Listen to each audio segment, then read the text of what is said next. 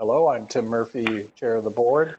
Welcome to this public session. And as you know, because of COVID-19 and various regulations and social distancing requirements, we are holding this meeting online, which is imposing a number of technology limitations to our meetings and how the public can participate, which we'll speak to. But first, obviously, let me acknowledge that the land the TCHC is on is the traditional territory of many nations, including the Mississaugas of the Credit, the Anishinaabe, the Chippewa, the Haudenosaunee, and the Wendat, and many other diverse First Nations, Inuit and Métis, and acknowledge that Toronto is covered by Treaty 13 with the Mississaugas of the Credit. Because of COVID-19, this is required to us to change how we conduct our board meetings to be a virtual meeting using an online platform. Obviously, none of the directors is in the same room, and management are maintaining proper social distancing. And I want to thank, frankly, the governance and the IT staff and the directors and staff as they've worked through this problem with us and allowed us to do some testing as we've been trying to put this virtual meeting together.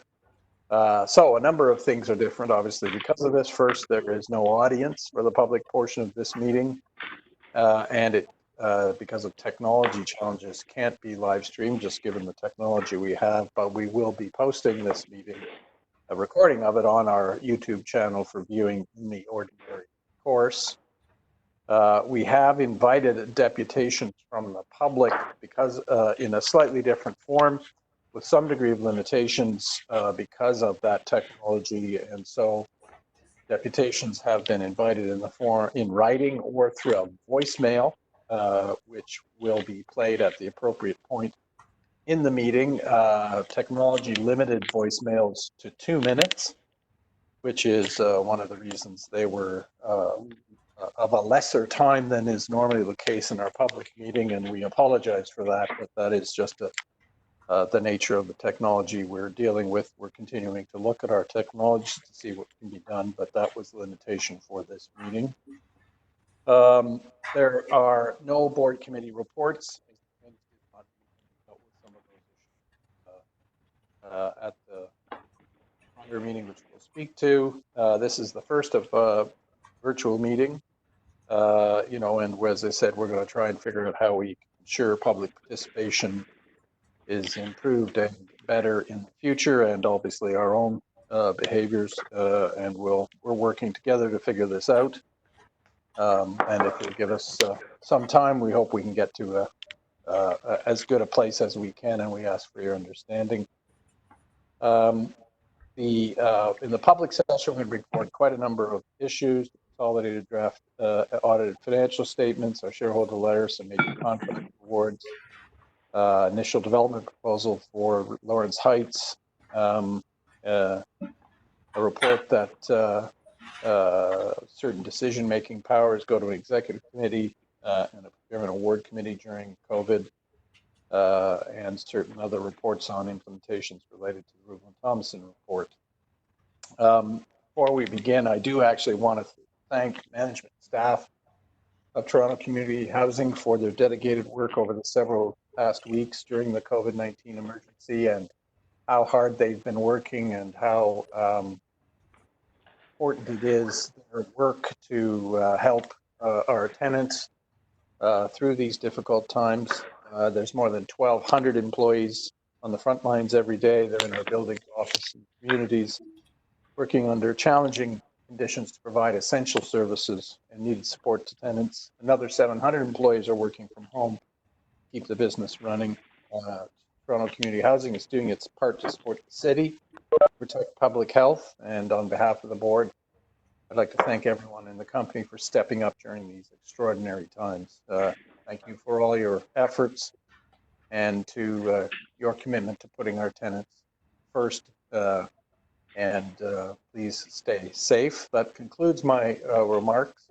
I do want to now go to some deputations, and maybe, Dara, I can have you speak a bit to this. I've given some indication, but if you could manage this part for me. So we have set up, in advance of this meeting, a dedicated phone line to which members of the public could call and leave a voicemail as their deputation on any agenda item. And we also invited members of the public who prefer to do so to send us any deputations that they would want the board to consider by way of a written submission if they prefer to do that. We did not receive any voicemail deputations, and recognizing that the limitations of our existing voicemail system were that it wouldn't accommodate a message of longer than 2 minutes. We did receive a number of written deputations from members of the public or a member of the public on a number of matters that are before the board today.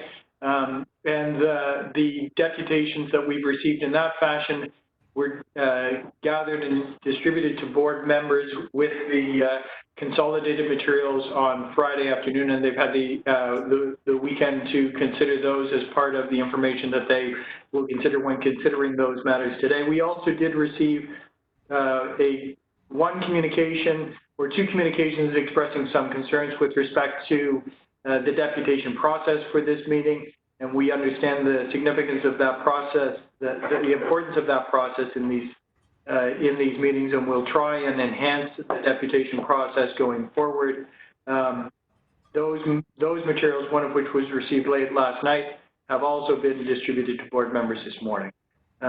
So I don't know that it's necessary for us to review the deputations beyond noting for the purpose of the minutes that they have been distributed and made available to board members for today's meeting. Thank you, Dara. I'd like to, yeah, they'll be posted and available for the public, and I note that I've reviewed them in advance of the meeting. And as you will know, we'll be using this technology to develop a speakers list. So I'd ask the board members who would like to speak to ensure that they send the note to Dara till we can manage a speaking list, and then we will be using the technology available under this WebEx to conduct votes by online poll, which the results of which will also be available, and we'll have an open voting period, which directors can then vote. The votes will be recorded and the results posted. So with that, subject to any questions, would turn to the list of the public consent and agenda items, and wondering if there's any, I guess, holds on the consent agenda. There's a Adele, I see you want questions, so you want hold on 2D and 2G, Adele? Yes, please. Okay. And I think there's an additional comment that staff wanted to provide in relation to item 2F. Okay. 2F on the screen. I'm sorry. Whole page isn't there. But we can deal with that when we get there. Yeah. So we'll. All we have on the screen now is A to D. Charmaine, there we go. Thank Perfect. you. Whoop. Yeah. All right. Anything else anyone wants to hold? I've got a question on 2D. 2D. Yeah. Okay. That's already being held. Okay. So we have 2D, 2F, and 2G.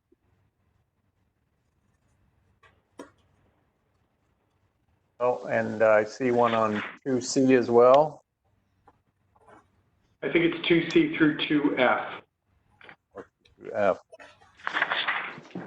So I think so. That's pretty well everything. So, good news is we have consent on the public meeting agenda.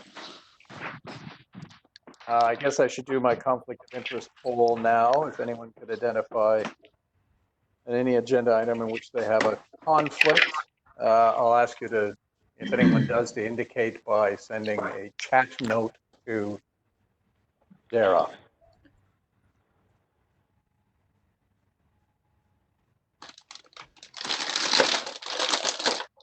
Dara, anything identified to you? Nothing. Okay, so no conflict of interest. So then can we go, I guess we've got, start with 2C and away we go. Or do I have to, I guess I have to, do I approve the, I guess I approve the agenda. Right? So Or should we just wait till the end? We'll just wait till the Sure. end. I, That's everything. And Tim, if I could just take this opportunity to remind those who are not speaking to have their devices on mute, Yeah, as we're getting a little bit of background noise. Thank you. Dara, so do you want me to open the poll for the agenda or wait? No, Okay. that's I just, think we're going to leave it till the end. we're talking to every point. We might as well just do it all at once. All right, so 2C, we can close the polling. Yeah. I think Anna, you had a question on 2C. I do. Just a reminder on the moving services contract. These moving services are for what?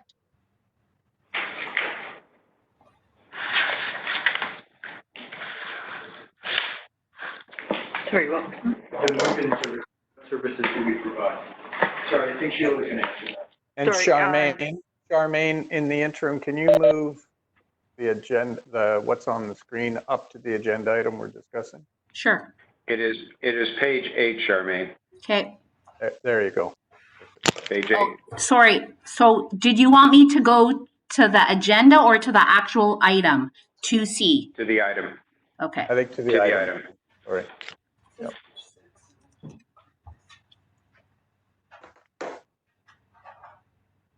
So this is the regular quarterly report that we provide to the board on contracts awarded by the Procurement Awards Committee within its financial mandate. Can you go to page 8, please, Charmaine?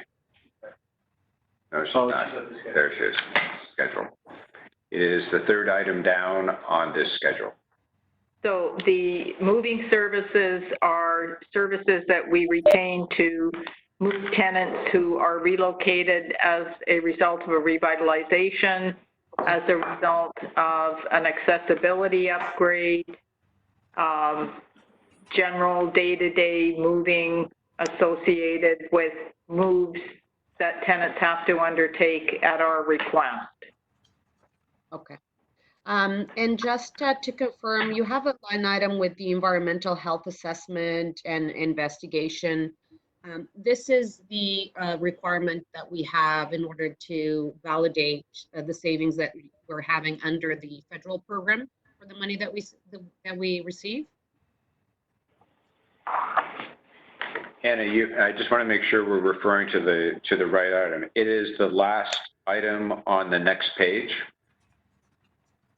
where you're speaking about environmental health assessment and investigation. Thank you. Yeah. Is this is this a requirement of the program that we have? It is not a requirement of CMHC, of the co-investment fund, but it is a requirement for us to ensure that we have a healthy and safe work environment for our contractors and staff on projects. So this is a multi-year contract.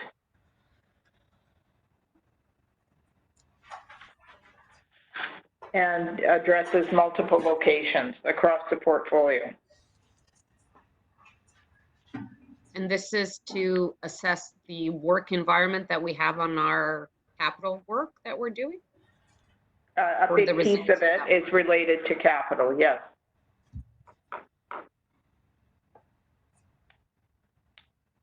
Okay. And then there's a change order that has about 500,000 for delay fees. What's that? Sorry, which item is that? First item on page 10. First item on page 10. Construction delay fees. So this was a project that we undertook at Roywood, where we experienced considerable tenant concerns with the quality of work. We had to put the work on hold for a brief period of time while we addressed those concerns. The change order is made up of 3 elements: the delay fee, brick tinting. We had to do an extensive amount of remedial work on the brick, so to make it look reasonable after all of the remedial work is done. We tint the brick, Councillor, similar to what we did at Pelham Park. I think you've seen that project, and there were some additional requirements in exterior lighting. Okay, but it was actually work done. It was not because we got delayed and we delayed our contractor, right? There was work that was done. There was considerable work done, yeah. Can I ask one question on that, please? That is about our work environment, or it is looking to make sure that the work is of a good quality so we're not having to go back? Are you, Councillor, are you referring back to item 7? I'm referring to the Health? change, or yes, where we're looking at, yes, the first thing that Councillor Bailão raised. So the environmental health assessment, investigation, and compliance, that's ongoing support for the capital program for work that we're doing, that we're undertaking. For compliance with quality. Quality and work environment also. What percentage is quality and what percentage is work environment? I'd have to go back and pull that out of the award. Is there a work quality assessment line somewhere else that you have in particular, or is it captured under this? So we have a significant quality assessment program for the capital program. It involves not this line, but it involves the day-to-day delivery of construction. The work is drawn, specified, tendered, construction begins. As the contract proceeds, the work is assessed, evaluated, deficiencies are noted, they're rectified, there are closeout reports. There's a process within capital planning that deals with the quality of work beyond this item.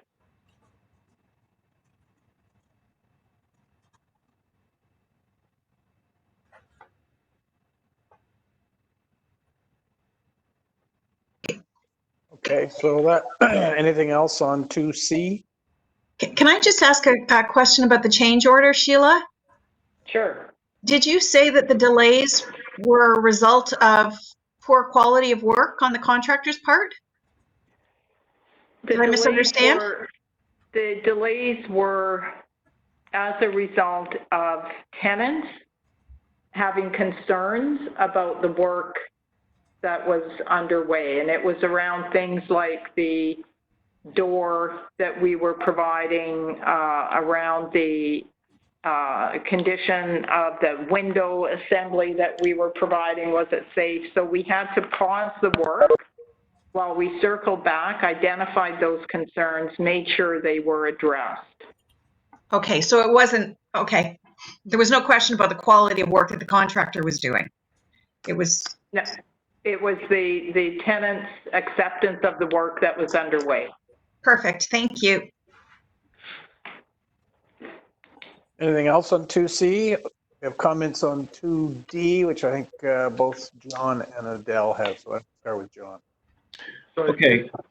Yes, I've got a question. Why, this is in regard to the sprinklers and the sprinkler heads item. Why did it take so long to identify the problem? So sprinkler heads, there's actually a building code requirement to go in and do an assessment of sprinkler heads. It's a really long time period. It's actually once every 50 years that you have to go in and do a detailed assessment of the condition of sprinkler heads. We found this and realized that it was an issue with the construction of the sprinkler system. The head was applied too soon after glue was applied. Glue got into the head and caused the sprinkler head to not function properly. We discovered it, did a deep assessment of buildings in our portfolio that have this type of construction system that could put the building at risk, and we are very close to finishing a full remediation program of buildings that have this issue.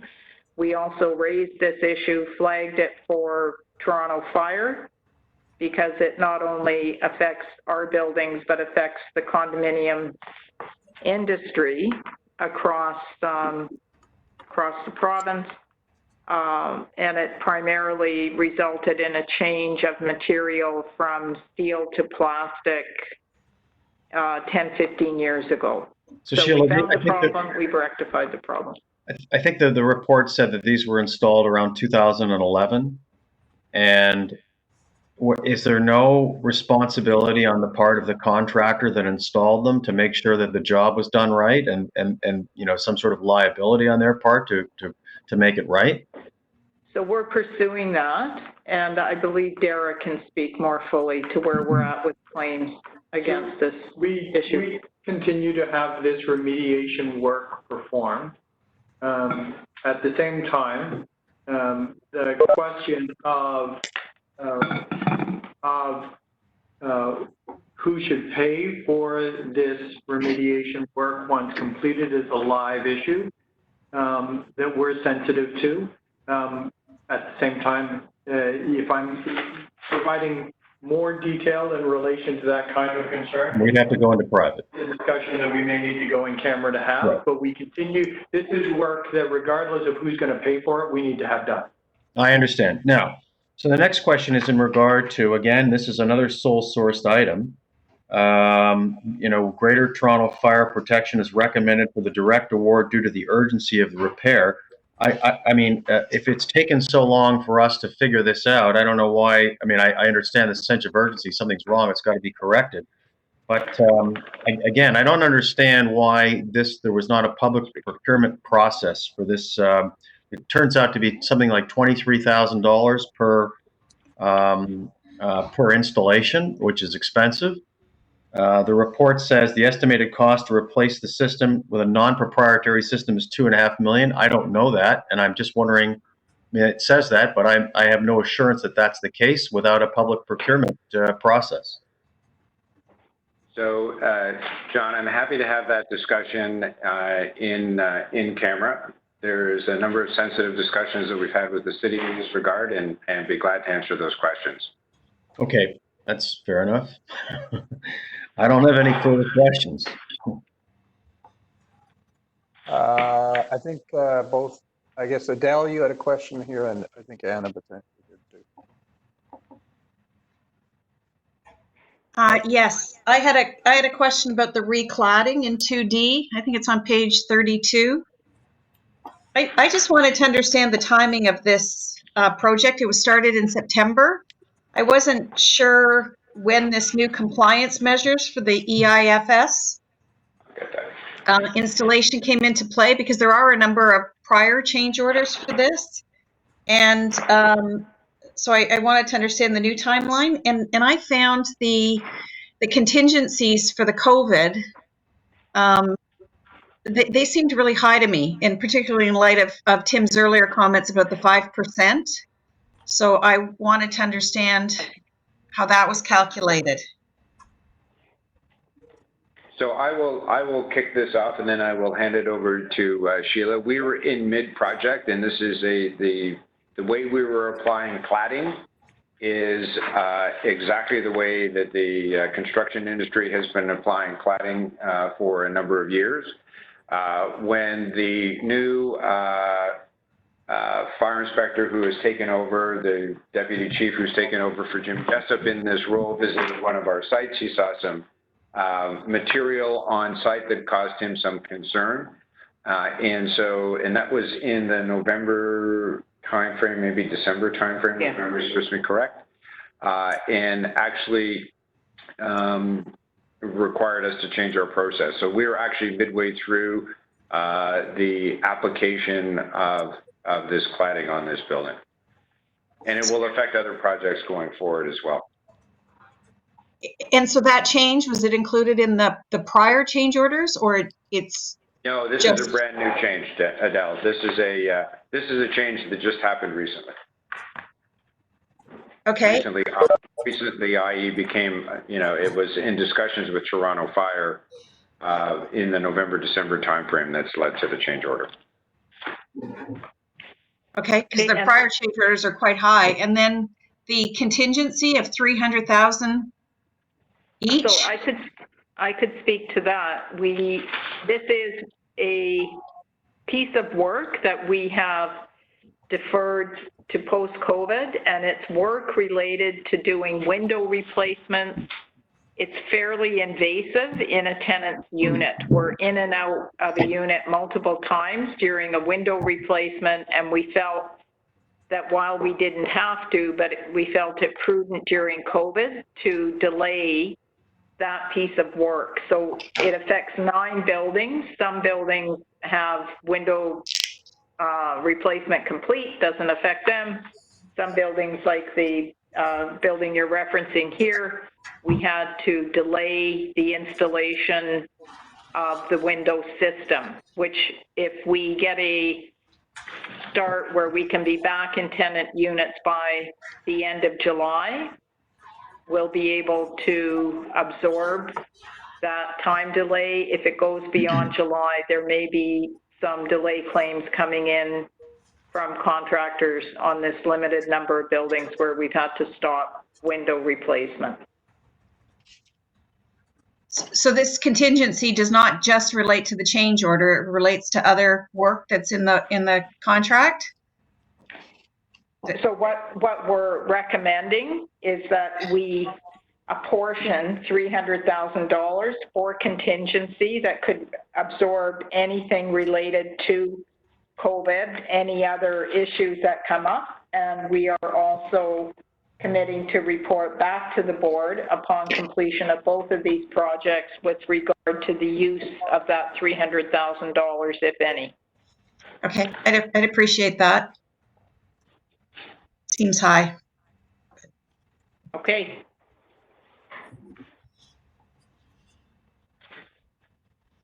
Okay. Anna,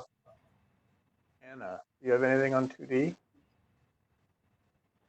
I have a question on this as well, Tim.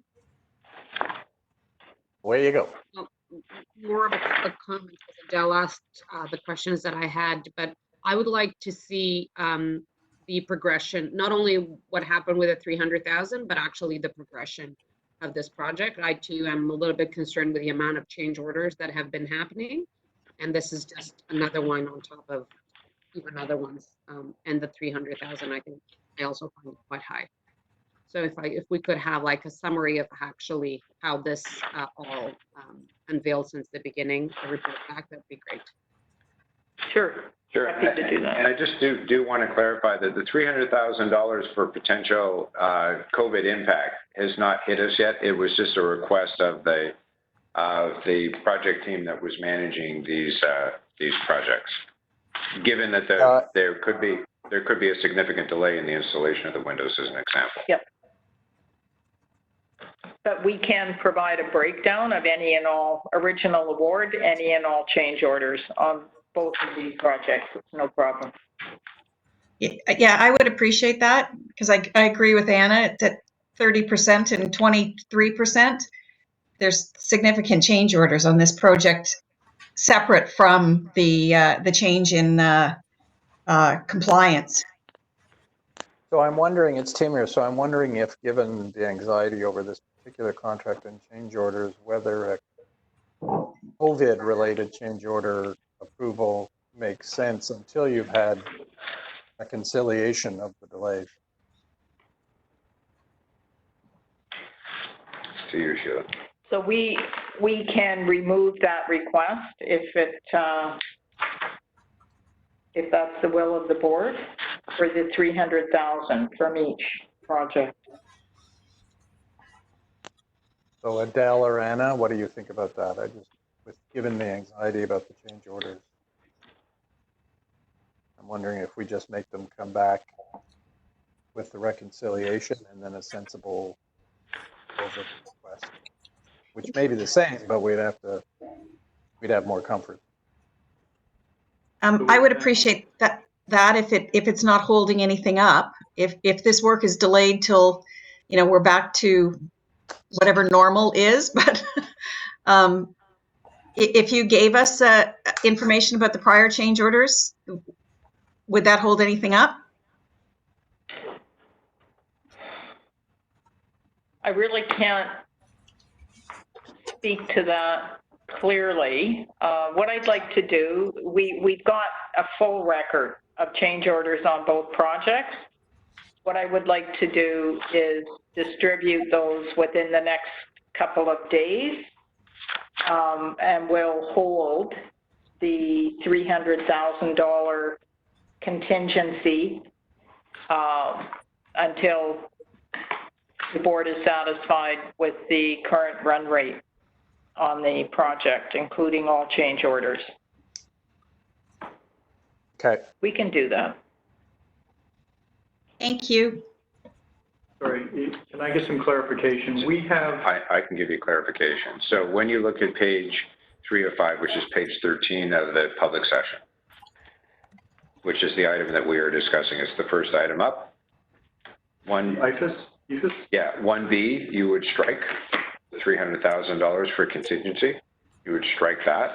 And 2B, you would strike the $300,000 contingency for that. Great. And so that's going to reduce the amount of the contract approval by $300,000. Correct. Yes. Yes. Correct. Okay. So we will. I'll leave that with you to work on that change. And Sheila will provide the continuity. Correct. Right. Okay, so anything on this? Anna, you had 2E? Sorry, can we, we're going to have to have a series of votes on all of these matters at the end of the consent agenda because we're having broken them out. We can either do that, we're going to have a vote still on 2C. Right. We could conduct that vote and the vote on 2D now, or we can leave this to the end and have 5 votes. I was proceeding on a collected vote. Yeah, I would proceed on a collected vote. I think what we do is where we are making amendments to what's already in the package, we identify those amendments. So for example, on this one, that we approve all except, the request for 2B for $300,000 and 1B for $300,000. That might be given what we're in, that might be the most efficient way to do that. Yep. Let's see where we get to. So 2E. Anna? Just a quick question. How does this system integrate with the Yardi system that we are deploying? Is it fully compatible? So Amoresco's Asset Planner, iPlanner are functionality that isn't offered in Yardi. Oh, sorry. Isn't this a Ceridian item? For payroll? I'm sorry. Hello? I thought you were on a different item. My apologies.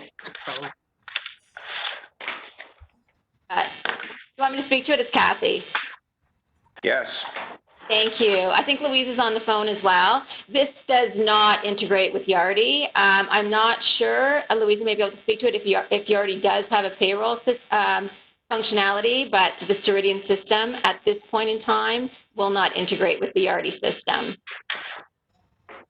Correct. So what we are doing is we're integrating the records in terms of the employee records with Yardi. So that's actually through Workforce Connect, which is part of the Ceridian system. So we are pulling the employee records and making sure that that is fully integrated with the Yardi solution to allow access to the system. And we're also integrated with the learning management component of the HRIS system. So they're not with payroll. But did we confirm Yardi has a solution that could be integrated? And I mean, did we run those questions through them? And are you recommending that this is the way to go, or? So Yardi is not. I just want to kind of, position this, though. Ceridian is the payroll system that we're using. So this is, and implemented, what, Kathy, 2 or 3 years ago? So we've been using Ceridian since 2003. We implemented the HRIS associated with it about 3 years ago, yes. Okay, and so to have it, just Anna, to kind of clarify, assuming Yardi has a payroll system, we would have to implement not only just this enhancement, but the full payroll suite of it, which I would imagine would be substantially higher in cost. Nice. Go ahead, Louisa. Yardi does not have a payroll solution. This is not within their expertise. They focus on housing and social housing. And is this, what budget line item is this coming out of? This comes through payroll, the payroll line. So it's our HR budget? Yes, Operating payroll budget? reports into HR, yes. So it's on our operating budget? You're actually... Does she have an attachment? It is on our operating budget.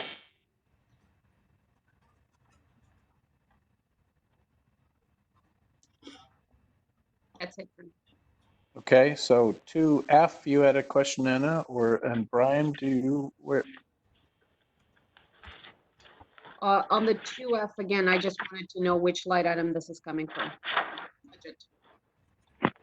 This is coming from operating in the IT budget. And some of it is capital on the hardware side. But from the IT side, not part of our 300 million capital. That's correct, Anna. Thank you. Yeah. And then 2G, Anna? Or you stopped at 2F. Brian, you had a question? Just in, I think it's 2F, were they the only group that could provide that?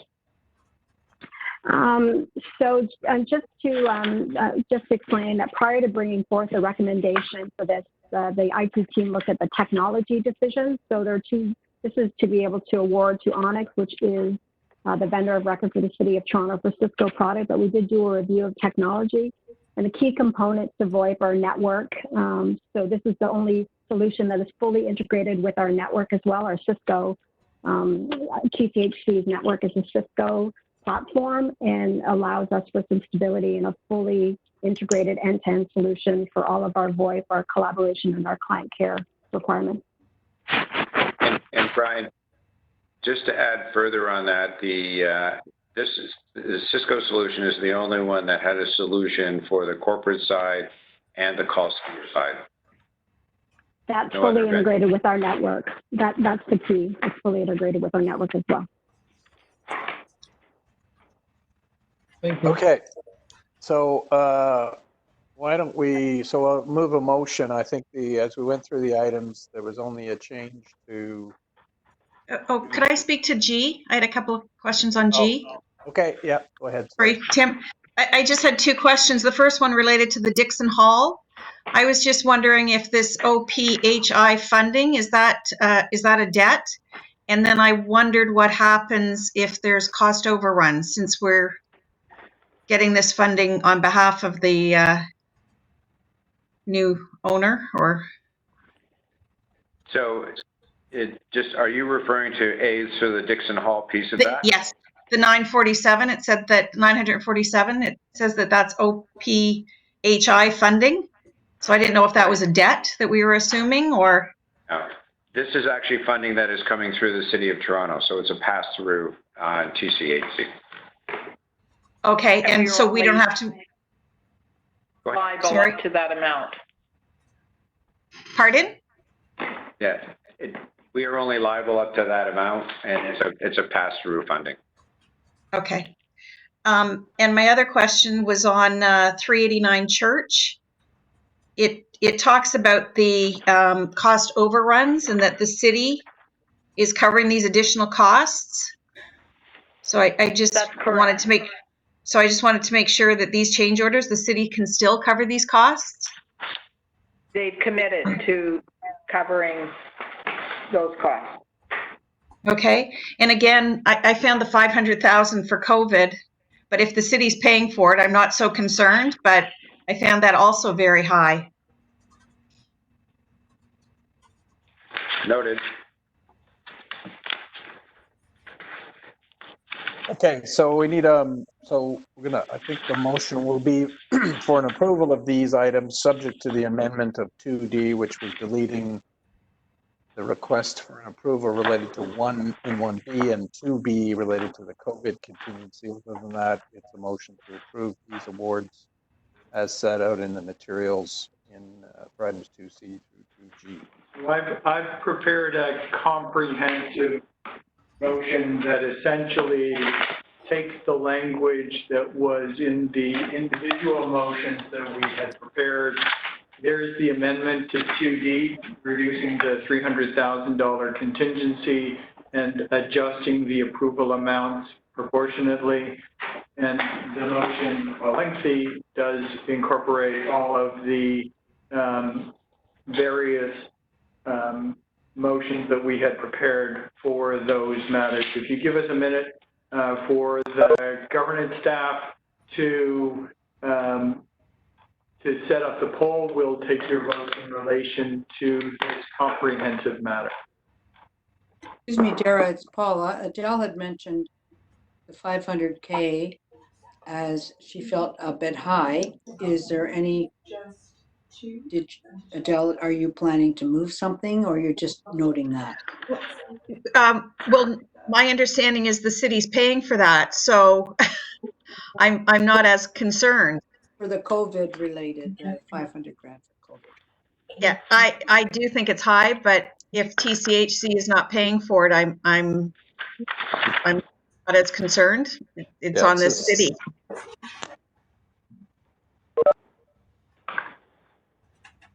Okay, so I'll need a mover for the motion.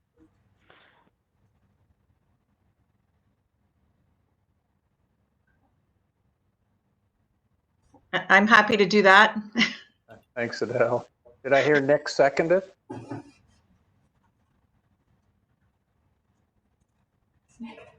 Hello? Brian? Sure, I'll second it. Sorry, I was on mute. I put my hand up there.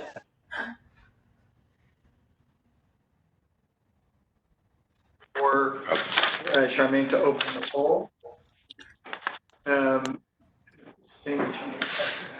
So this item 3, approval of matters on consent agenda, is the amended. Hold on. So it's items in 2. You're gonna have.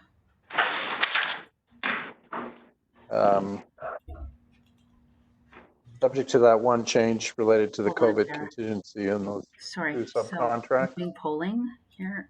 I want a new poll. Do you want to say no? I don't want to. Moved by Adele, seconded by Brian. Okay, so hold on.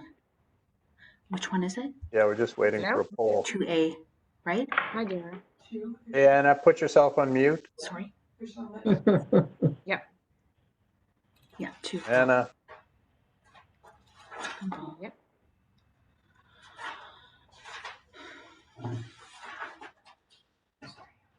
Yeah. The poll is open.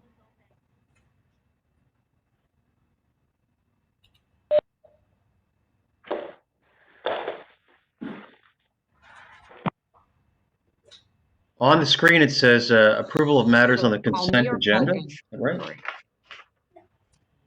Oh, yeah. Correct.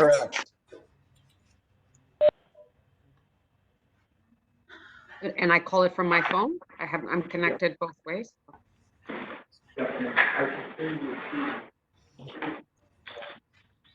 Charmaine, can you mute Anna? Oh. Yes, I will. Just wait 1 sec. Looks like.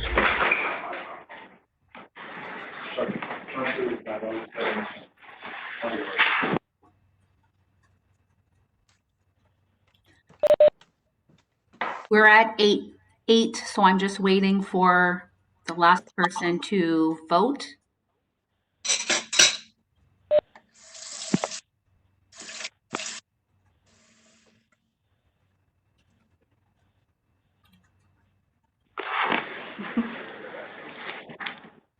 So Tim, just one matter while we're waiting for the last vote to come in. Just a point of clarification, I don't think you have called for approval of the agenda yet. So if we could do that as an administrative matter before we move on to the next one, that'd be great. Oh, Counselor. Yep. We're just waiting for Counselor Bylaw to vote.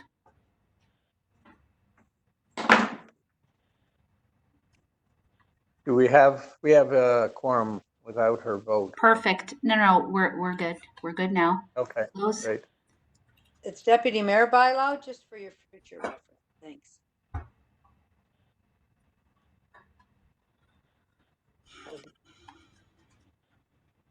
She's Anna for the people. On public record now? Thanks. It's not coming up. Can you call them? So I've got the vote results, 9. So I also need a disapproval of the agenda itself. Debbie. Thank you. Seconder. Fine. Any objections? Hearing none, approved. Well, I guess we're now going to item 3. And Dara, are you leading that for us? I am.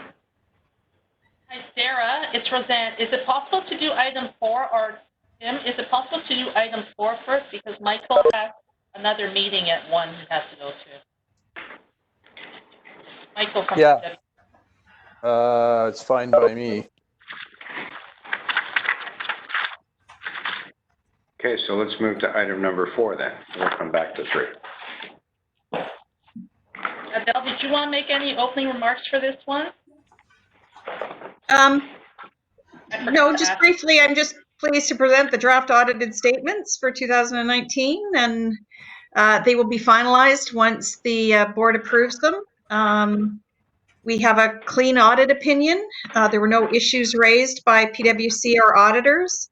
And I would like to thank management and PwC for their efforts to get these statements completed on time in light of COVID-19. And I think that's it. I'll turn it over to Roseanne. Okay, so in terms of the audit committee report, the partner has reported that the audit is substantially complete. There are pending several procedural items that still need to be completed, but those will be in this next several days to come. In terms of internal controls, there were no significant internal control recommendations to report, and there were 2 items that were highlighted in the meeting specifically related to assets held for sale. So those, we had recorded an impairment loss about $3.3 million. These are related to properties that are transferred, that were results we transfer the ownership from TCHC. These are the agency and uninhabitable homes to nonprofit corporations as approved with city council. So these are related to those homes. And there was another item for a reclassification of a gain on sale of land related to 2 land transfers this is a timing difference for land gain that was recorded in that was recorded in 2019. It should have been recorded in 2016 and 2018. So Michael, I'll turn over to you in case you have anything else to add.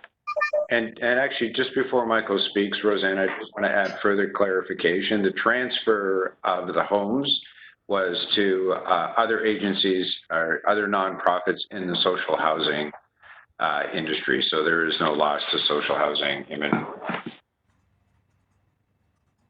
Thank you, Kevin. Michael, is there anything else you would like to add to the board?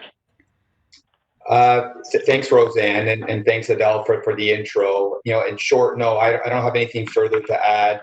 I can echo the comments that were made as part of the intro. That is, we did receive full cooperation from the management team, able to execute the audit within the timelines, and we're at the point now where we are substantially completed the audit, save for some procedural type matters that we would plan to execute and finalize once the board or subject to the board approving the financial statements. So I don't have anything further to add on that point. It's Paula. So, yeah, so any questions or comments from directors? So I hear Paula. Yes, I'm just going to ask Michael if he's satisfied with all of the internal control mechanisms inside TCHC. Yeah, so as part of the audit, as your auditor, we are required to assess the design of the internal controls and then test those internal controls that we deem it most efficient and effective to do so as part of the audit process. So I can confirm that based on the testing of the key internal controls that we intended to rely on, we don't have any significant internal control deficiencies. I think as Roseanne pointed out, there was one internal control recommendation that we've highlighted in our report. But again, we don't deem that to be significant. Any other questions or comments by directors of the CFO or the auditor?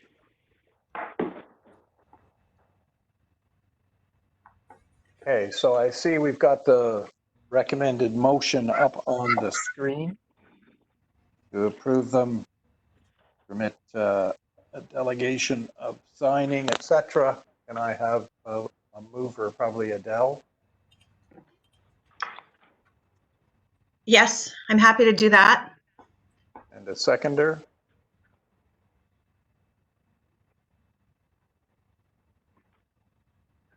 That's great of you, Nick. Thanks.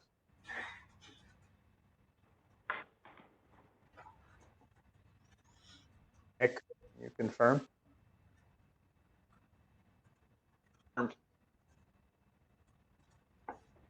Nick, are you on mute?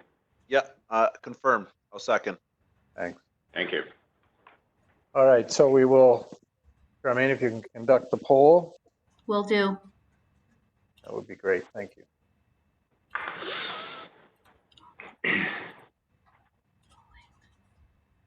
It's grayed out. It's grayed out. It's grayed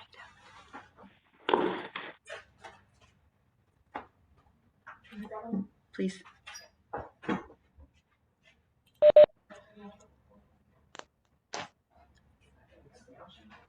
Just give me a minute. We're trying to figure out why my polling is grayed out.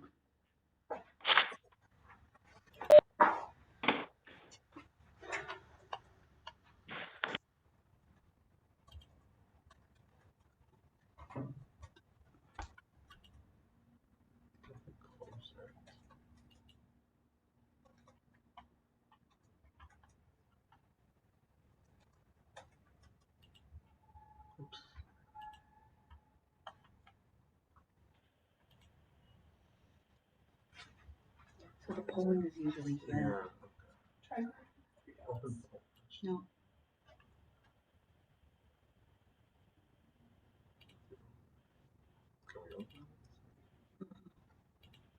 So usually it's here. And then polling.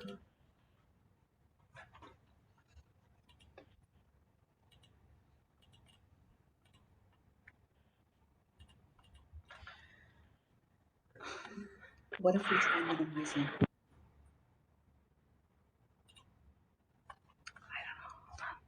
don't know if we, is it, no, it's, okay. I just thought maybe it's open, but it's not.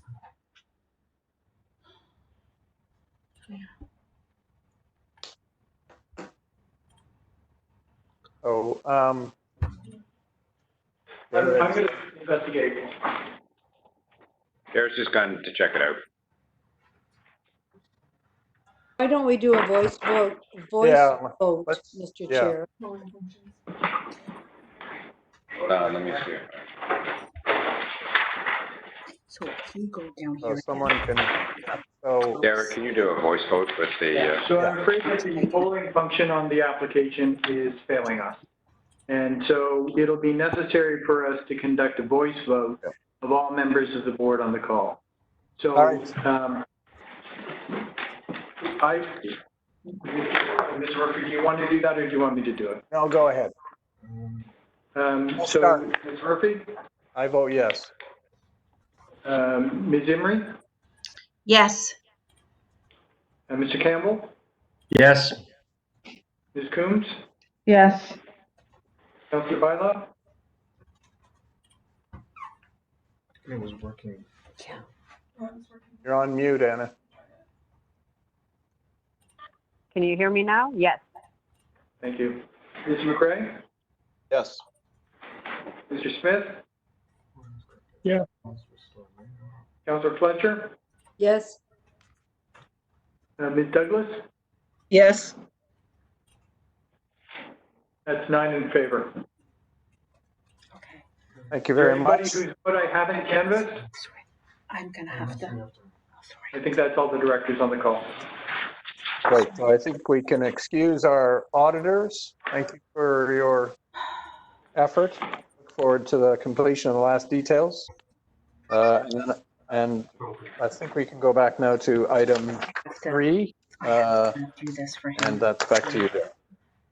Item 3. So, in light of the COVID outbreak and the implications to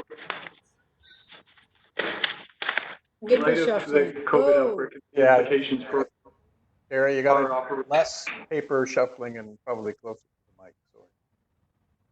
Sorry. Okay. In light of the COVID outbreak and the implications for TCHC, we have looked to what other organizations like TCHC have done to reflect the reality of what we're dealing with in responding to that outbreak. If I can try and, there we go. So what the report recommends is that the board establish, and I am paraphrasing the report, an executive committee, delegate certain authority to the executive committee, amend the charter for the procurement award committee to permit a certain higher level of financial award during the period of the pandemic outbreak, delegate authority to the president and CEO to redirect TCHC resources and vary board-approved service levels during the emergency, direct that the exercise of delegated authority pursuant to parts B and C of the motion above should be in effect following this meeting until the first scheduled regular board meeting following the conclusion of the meeting. Direct the president and CEO to report on the exercise of those authorities and to maintain a formalized information sharing protocol, essentially mirroring what already exists in terms of the president reporting to the board on a bi-weekly basis on the implications of COVID-19 for the organization between the date of this meeting and the next regular scheduled board meeting, so that the board can be aware of the manner in which COVID is impacting our organization and our operations.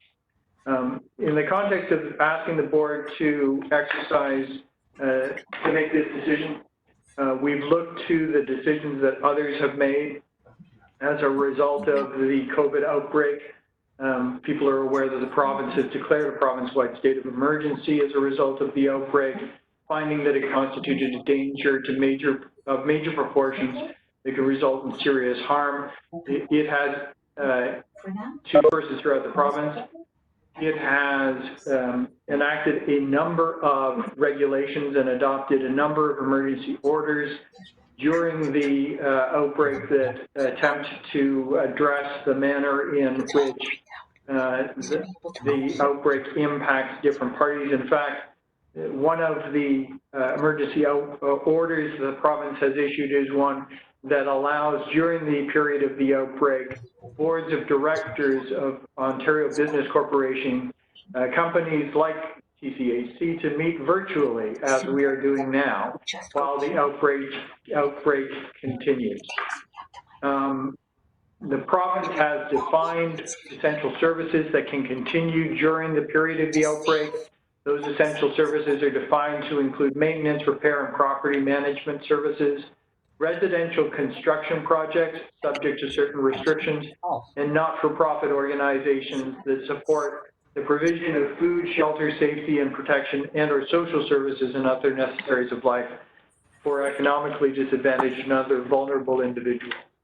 The province's shutdown of non-essential services specifically doesn't apply to government or any person or publicly funded agency or organization that delivered or supports government operations and services, including those in the healthcare sector. So this general provision would arguably apply to us. These specific provisions certainly do. What has the city done? The city has similarly declared that an emergency exists for the entirety of the city of Toronto as a result of the presence of COVID-19.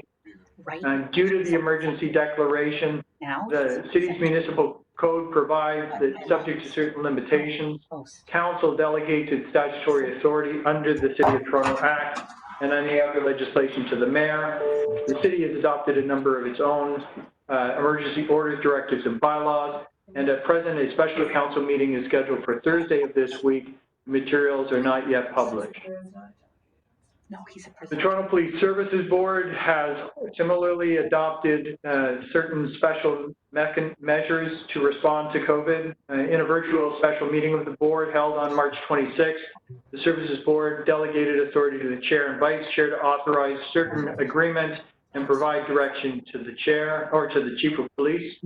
The TO board met on Friday of last week, did so virtually in a manner that's consistent with the provincial delegation or decisions related to social distancing. They conducted a number of, or they made a number of decisions at that time, although they did not at that point in time delegate authority of the board to any staff or individuals who are members of the board.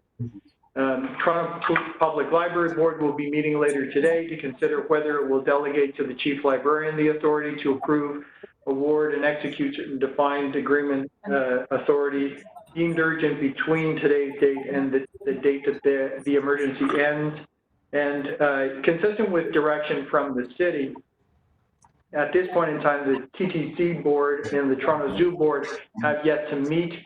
And so they have not considered a delegation authority or delegation decision as is contained in the report that's before the board today. Just a couple of comments on the nature of the delegation that's being proposed. It is not a wholesale delegation. It reflects matters that are required to respond and are deemed to be of a significant importance during the current emergency. In paragraph C of the report of this report recommendations, there is a request that the board consider a decision to adopt a change to our current procurement awards committee charter during the period of the COVID-19 outbreak. The amendments that are proposed to apply to the charter during the period of the outbreak are outlined in an attachment to the board that is found at page 60 of the consolidated materials that you have for this meeting. What is recommended in those changes is that the authority of the procurement award committee should increase to $5 million during the period of the outbreak. That the authority should extend to direct awards.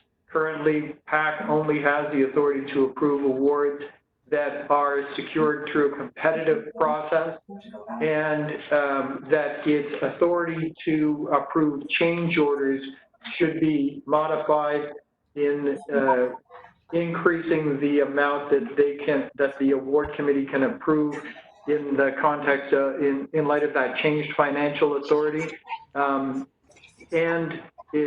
To provide specificity, the intention of the change that is proposed in paragraph 3 that you see on the screen before you is essentially saying that if the board has previously approved a contract, the Procurement Awards Committee should be authorized to approve a change order that falls within its financial authority, reflecting the fact that the board had already approved the contract amount. The language is not as clear in paragraph 3 as it might be. In a conversation with Ms. Emery yesterday, she expressed concern about that language, and I think she has a motion that she'll be moving to seek to provide greater clarity as to what's intended there. Essentially, what's intended in paragraph 3 is if we have a $10 million award that was approved by the board and a $2 million change order, that by increasing the financial authority of the Procurement Award Committee and determining whether it had authority to approve the change order, the fact that the board had already approved the $10 million contract wouldn't limit PAC's authority. And so there's, I think, some cleaner language that you'll see in a motion from Ms. Emery that will explain what is intended with that language. Okay, so I'm sure there are questions or comments. I'm going to start with one, if I can. And I guess my question relates to the timing of the delegation of authority, which says until the first scheduled meeting after the, whatever it said, the end of the emergency or whatever. And I'm just wondering why we wouldn't just say till the next scheduled meeting of the board, just so that it's the board can then renew it in the interim, but. And I'm happy to take direction in relation to that. I do have a question. I'm hearing from some that they may not be able to see the document, the Procurement Awards Committee charter. I just want to make sure that people, that document that I'm currently sharing with participants of the call is something that those participants can see. I just see a gray screen. Yeah. Sorry, yes. There's a technical issue. If you give us a minute, I'll try and sort that out. I see. So I'm trying to share now.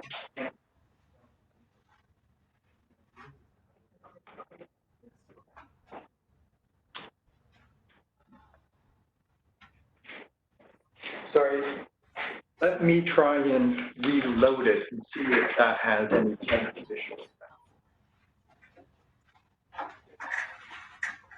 Sure, you're back a bit. It's the same. The document is in the materials circulated on Friday, though, correct? That's correct. The document that I'm referencing is the document that starts at page 60. There you go. Yeah, it's up there. All right. So when I was talking about paragraph 3, and probably making very little sense, is this language that I think there is some concern that it could be better, more clearly worded. And essentially, the intent is that notwithstanding the limits described in paragraph 2, if the board has already approved a contract that exceeds those amounts, the Procurement Award Committee could award a change order that was within its financial authority without stepping outside of its financial limits.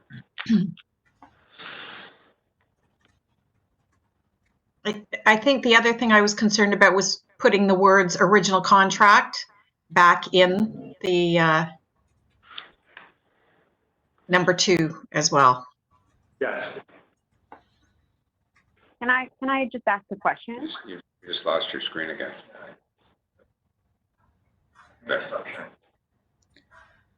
Are you listening to me, Tim? Yeah, go ahead, yeah? Anna. Oh, sorry. So we are now starting week 7 of the pandemic. Up to this point, what have you not been able to do that your powers did not allow you to? So at this point, I mean, I think that the agenda that you have before you today, in terms of the number of matters that are on the consent agenda, for example, indicate that the number of matters that, absent a regular board meeting, potentially stand in the way of TCHC moving forward with its operations. For example, I mean, we couldn't approve the financial statements. Yep. But from now on, why can't we have regular board meetings? There's nothing stopping us from having regular board meetings like we're having today, correct? Only the technology will stand in the way, and only our ability to conduct these meetings in a manner that respects the direction from the province and the city that we maintain social distancing. To the extent that the report recommends that authority be afforded to the president and CEO to redirect resources as needed, that potential may continue to exist in the future. The document is intended to not require us to convene a board meeting on an urgent basis as an emergency arises. It's an attempt to consider what type of events might occur that would need to be addressed in the moment, and put in place a mechanism through which we're not urgently seeking a board meeting in order to respond to that emergency situation.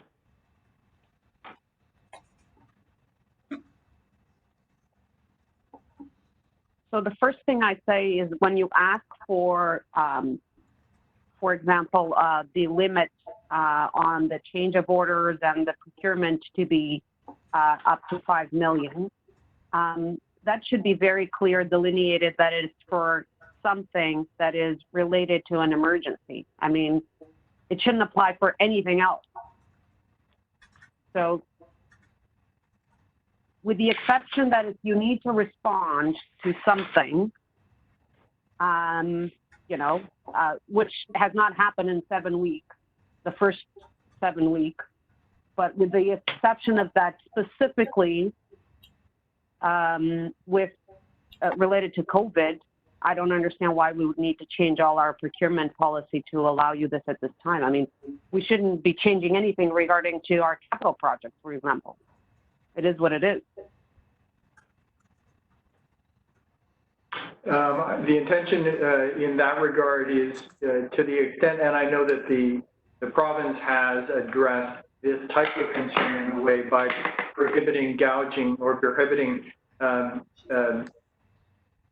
predatory pricing during the period of the emergency. So there is that protection. To the extent, however, that we will find that we are dealing with increased costs as an organization that we are attempting to encounter during this period.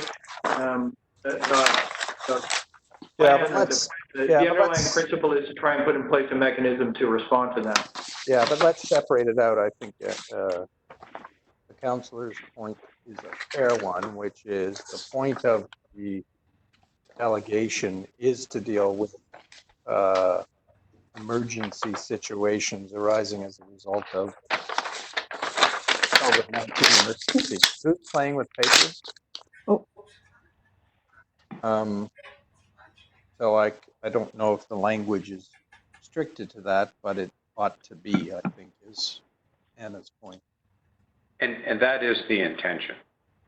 Yes, the reality is that, for example, the city sets out a 30-day and the province sets out a 30-day emergency, and then we're still going to have to come back and things have to be verified and anything by council as well.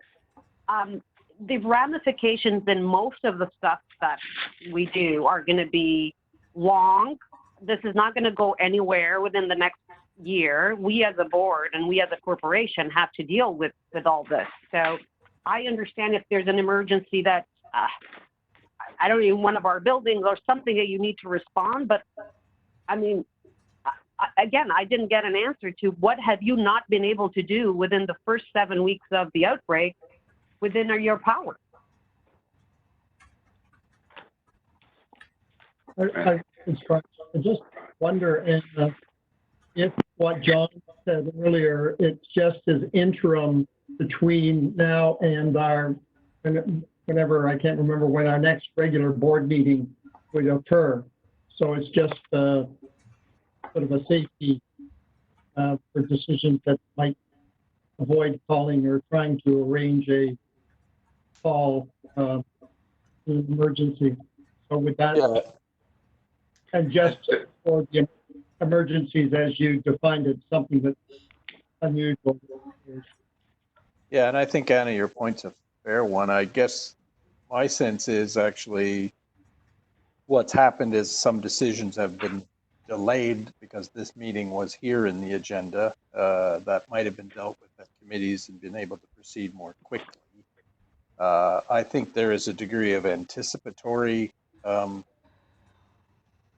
contingency in this. In other words, the fact that we haven't faced this problem in a significant way for the last 7 doesn't mean we won't. I think, in my view, I agree. We're using technology to try and put ourselves in a position to function as much as we can in a normal course. And so that's why I focus on that this emergency delegation is only in respect of between meetings, that we'll look to obviously have used the technology to hold reasonably regular meetings as much as we can, and that the delegation power is to respond to emergencies of the kind that require some fast decision, which may arise from an event we can't see now, but could easily arise where a crisis occurs in our building, or some kind of event arises where we need something urgent. And that, to your point, I think obviously all of that gets reported to the board at the next meeting, and it really is, I think, in my view, meant to be a delegation for the purpose of dealing with emergent issues that need a decision quickly, until we can then review as a whole board at the next scheduled meeting of the board, whenever that is, relative to when the event occurs. And I agree with that, but that's not what is in front of us. Tim, it's Paula. Hey. Can I speak? Of course. Good, thank you. I'll just say that let's take a huge emergency, which was the Wellesley fire, 200 Wellesley. That everything operationally was undertaken within the powers of the staff, reported out to the board later. There was no emergency board meetings on some of these huge things that have happened. So I am unclear as to, you don't know the TTC will give that permission. I know that Create TO didn't ask for that permission, and we're dealing with hundreds of millions of dollars there and many developments. So I'm just, I think I'm a little worried that this will sustain further on. I'm also worried that, we don't need anything else at TCHC that may get anyone or have anybody thinking that we didn't do anything publicly. I think that we should be very careful. So I'm not inclined at this point. This COVID goes on longer, but we're now starting back to board meetings. This is odd to me, starting back to board meetings. And I agree with Anna. I haven't heard anything that couldn't be done since it started 7 weeks ago, or that you had to call the board for. So that's my thoughts. So one of the things that we've done, just to kind of address the questions, is all the other committees, so BIFACT as an example. So I would say that what you would see here is, so long as we can move the general business of BIFACT along, and I think that was the intent of having the exec committee to be able to deal with that, so that we could have that approval go forward. So that would be that is that sort of thing. Yes, we did delay some of the approvals on BIFACT. They haven't improved critical at this juncture. Part of the context to put this in discussion, these things were designed 2 or 3 weeks ago, while we were still experimenting with the technology and seeing how well it would work in an environment. So it was conservative probably in its approach, given we didn't know what we didn't know at that point in time. But I think, so, to get to your question, Anna, the sorts of things that in the next 90 days could impact us are probably things around contract approval above the, that's probably the most significant thing that I can think of. But then let's have, we're having a meeting right now. Let's have more meetings. Call a BIFAC. I mean, we're meeting. God knows how many months we're going to stay in this. The world has changed. The world has changed to and people have realized and recognized that to the point that the province is now allowing, I mean, the city of Mississauga meets every week, city council. City of Brampton is meeting. We're meeting on Thursday. I mean, we might have to start doing this for the next full year. Well, let's hope not. So Brian, you wanted to say something? Yes, I just wonder why we can't, now that we've had a little experience with this technology, why we can't just reinstate the committees meetings that we had planned for and try and do business as usual, so that when we do have a board meeting, we don't have a huge amount of work to try and accomplish, so that some of that work can be done at the committee levels as we would normally do face to face. So Dara, it's Tim here. Why don't we just table this agenda item? I think that would be a good decision. So defer? Yeah. I think we can, and then we'll seek, and then as I think it seems to be, as people are prepared to try and make our Canadian board system work virtually. Let's see what we can get out of that, and then maybe we come back once we see how it works. But I think the consensus, I would put the board consensus as being, we don't need this at this time, so let's defer. And we should proceed with our business and having BIFAC meetings and council and board meetings. Right, which we don't need a motion to do. So. I'm sorry, I think we need, Tim, it's Paula, we need to do something formally with this. So we either receive it, we defer it, we turn it down, but as far as I know, Derek can correct me, there's no tabling. You can receive it for information. That would be it. We'll just receive it with no action. I'm in the board's hands. Do you want to receive it for information or defer it? If you can, I would receive it for information, because deferring means we're going to reconsider it. Well, the only reason I said defer, because who the hell knows what we're doing. But I don't care. You can always bring it back. Tim, my only comment is I think that the technology is actually working very well. Yeah, that's fine. So sounds like there's you want to receive. We need a motion for that, Dara. I've got one up on the screen. If I can just have a mover and a seconder. So John, do you want to move that? I'll move that. Seconded for Brian. We'll just do this on a voice vote. So anybody who. So we need to do a roll call vote if we're doing a voice vote.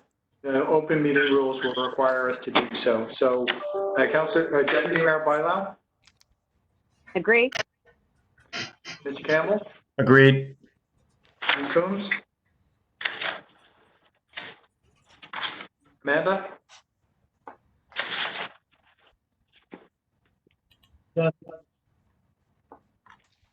Ms. Douglas? Has she returned to the meeting? I'm not sure she has.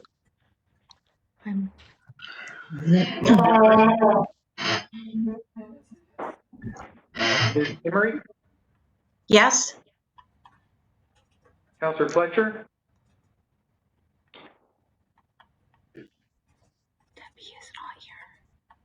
You're on Councillor, mute. are you on mute? I agree. I vote yes. And I also heard Amanda speaking in case nobody else heard that. I didn't. Yeah, she was on. McCray? Yes. Ms. Murphy? Yes. Mr. Smith? Yes. So I count 8 votes Yes. in favor of receipt of the motion. Debbie Right. Douglas is not on the line. Okay, thank you. Okay, so I think we move to item 5.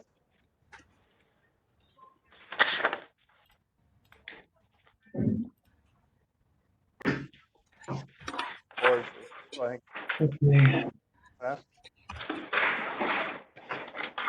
That's the annual information return. Yeah, this is for Roseanne.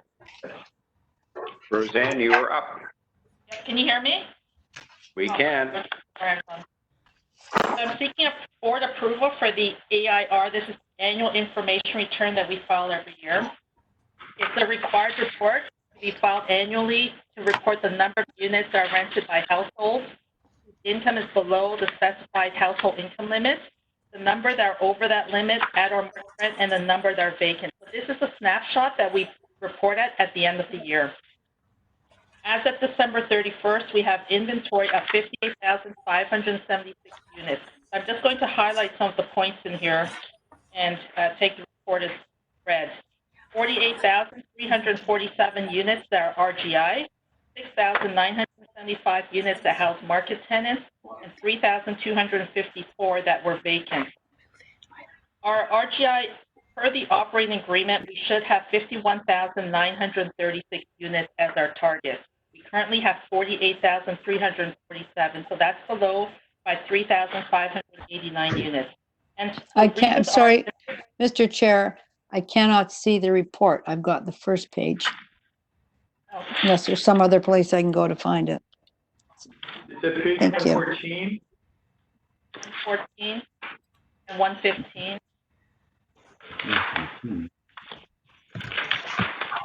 Going one more.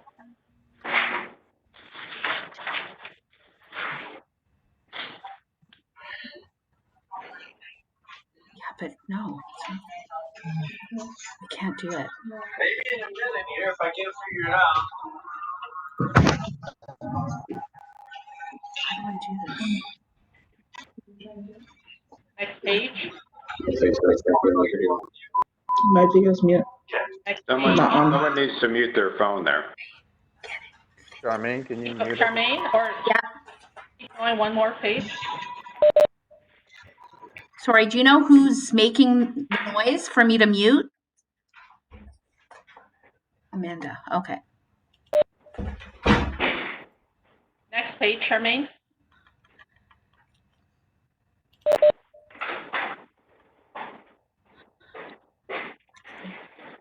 So those are the numbers I just went through. The 48,347 is RGI, 6,975 is market, and then 3,254 are. So keep going. Is there another page? No, that's. Yeah, so right there. So go up one, go up. Right there. So the 3,589 units, it's 48,347 that we have currently for RGI. We're 3,589 short of what is stipulated in the operating agreement to the RGI unit. So that list below, the 3,589, lists out some of the reasons why it's the 3,589 is below the limit. The number one reason why is the large number of units. The 1,076 units are due to tenants whose incomes are greater than the household income limit. So this is beyond TCHC's control. And these are not included in the RGI because these tenancies were originally RGI tenancies, but due to their incomes increasing, they're now charged market rent, and we count them as market tenants. So that's the number one reason why we are below the limit. And then the rest of the list are just the smaller units, like 389 Church has 275 units, the uninhabitable units at Fir Grove is 137. So these variances are all reported to the service manager, and this is consistent with prior years. Any questions? Well, those are reported to the service manager, Paul, a service manager, which is the city, Yes. correct?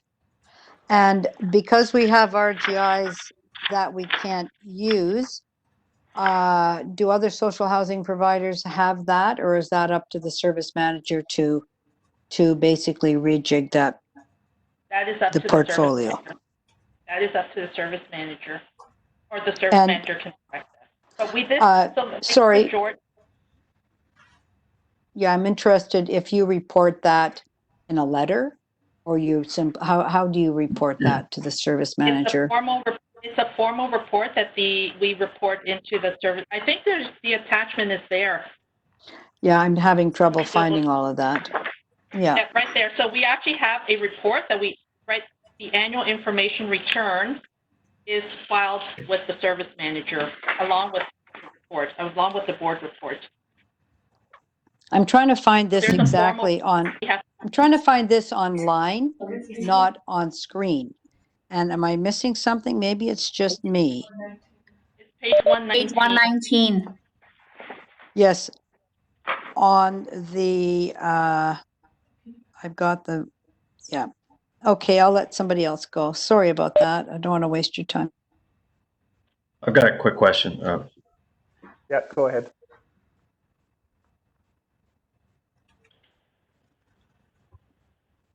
You're on mute, John. Sorry, the bachelor and rooming house inventory, I guess this is to Kevin, 187 units, has that number moved at all since the crisis and the need to move some of the homeless out of the shelters that they're in? Yes. So, John, we're working with the city on two fronts.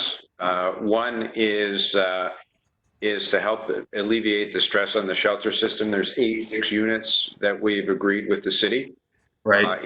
In terms of to make available to them for that. So that would be coming out of that sort of inventory. In addition to that, there are units that have been vacated for relocation in Regent Park. I think that number is 86. That's 86. Okay, 86 units in Regent Park, which the city has asked us to hold.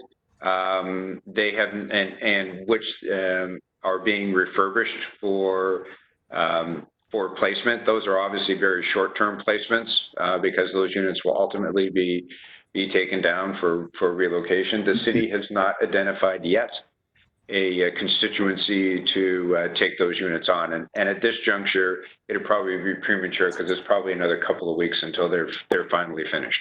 So have we been able to take in some of the homeless out of those shelters? Yes. Yes. And what happens because they go into a unit that's unfurnished? I'd like to know just how. I mean, they obviously can't go into a unit with a bathroom and a kitchen and no furniture. How do we manage that? City provides them. The city provides the furniture for those units. Okay. And the support. On that, and the supports. And so just for clarification, the ones that we are taking out of the shelter system that are going into these particular units, they are high acuity individuals, and they come into our tenancies with a full support structure and a service agreement with the city to support them. Got it. Okay, good. You're welcome. Thank you. Tim, back at you. Can I just ask, we often have a chart, and I know this is actually the report that's being sent in, but at board meetings we always have the chart that shows the number of units that are not inhabited and why, and the number that are rentable and how many aren't rented. Is that chart available to send out still? So we have, I know this is a different tracking mechanism, but it's very helpful to have that same chart in the same format for the board at any regular interval we're discussing this. So we're not trying to create our own. Mr. Chair, can we get that? Has that been updated? Maybe I should just ask if that's been updated to reflect this. We can certainly prepare that and send that out. But so I just asked that. But the AIF is I get it. Document, right? I mean, I understand what we actually want is the regularly updated report on all of those. That's issues. correct. So that's just helpful to have that at every board meeting. And that's very helpful. Thank you for that, Kevin, that you'll undertake that. Appreciate it. And keep in mind, this is historical reporting. This is back all the way to December 31st. So the report you're asking for is more real time. I think Yeah, which would have normally be included, I think, in the president's report or Sheila's at some point, which I guess we just had a really full agenda, so I guess we didn't have it in this one, but I think your point is taken, Paula.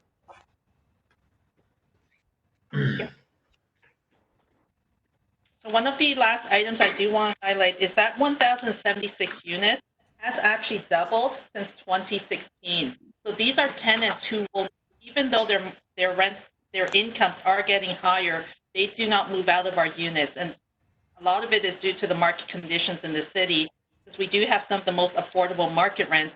However, it does take out the RGI units that are available in the portfolio. So how is that going to work if we anticipate a lot of people whose incomes will be going down?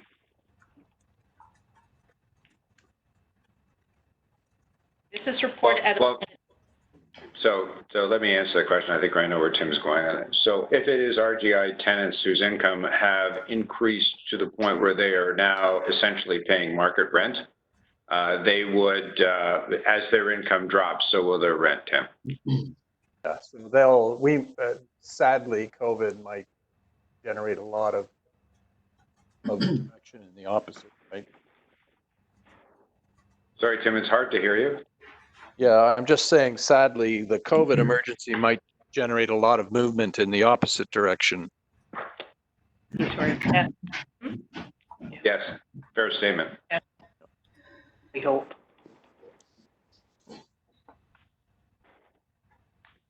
Okay, so this is so is there any other questions, comments? Okay, so I need a motion. Oh, Brian? No, I was just going to say that may be a positive thing. If the funding for those rents from the city, right? We can't hear you. If a person back from market to RGI, then there will be a certain guarantee of income if the market individuals in the market are not able to pay. I think Who's earlier moving we paper? I can't hear Brian. Yeah, Brian, you're got to change your mic or get closer to the microphone or something because you're fading in and out. Okay, I'll sit as close as I can to my computer here. I was just saying that if people move from market to RGI, that may have a positive financial impact if we are guaranteed more money through the city from the subsidies.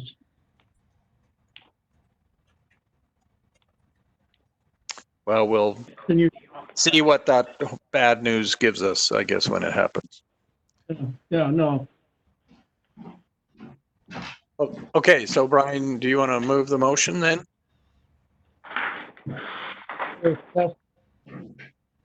Seconder?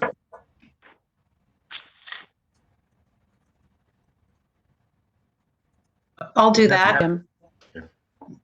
Somebody. Okay.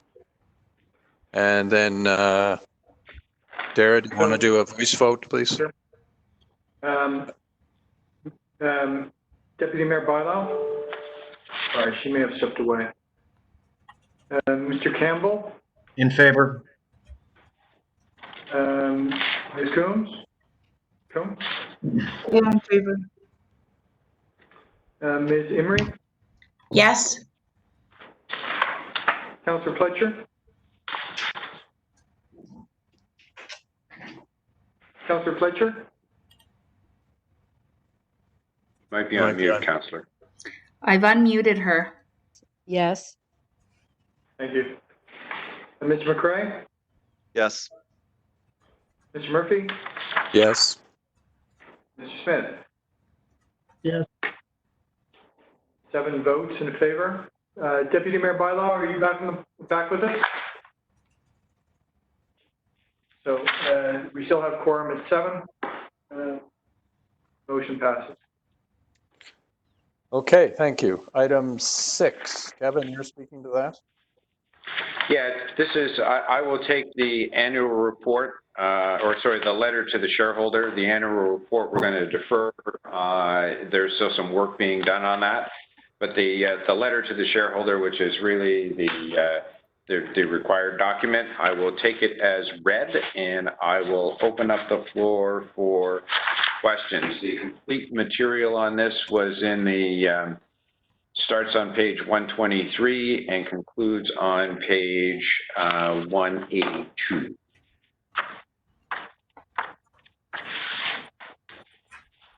And in essence is a summary of our year in 2019. Some of it is replicates what Roseanne has already shared.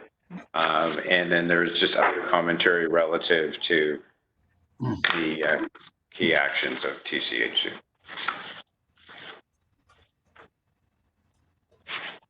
Any questions from the directors? No. Okay.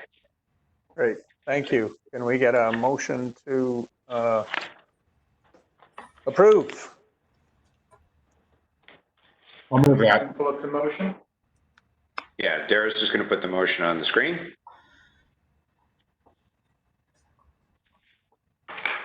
Okay, a motion to approve. Mover, I'm happy to move that. Ellen, seconder.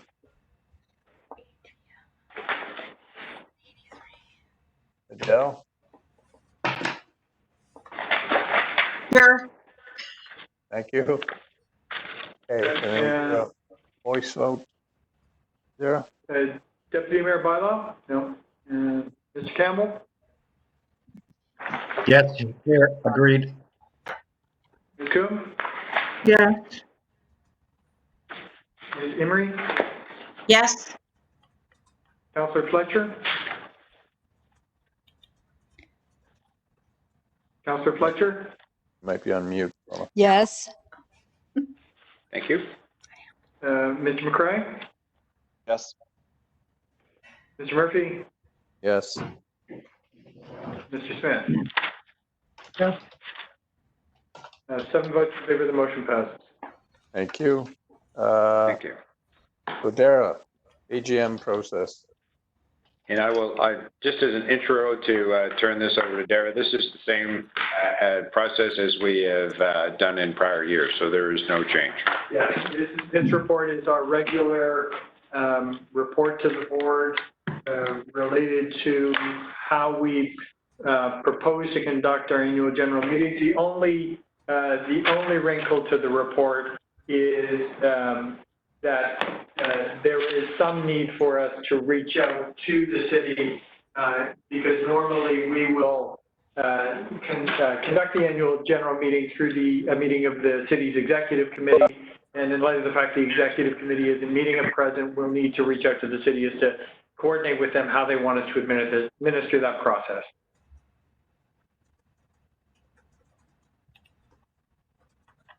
So subject to any questions?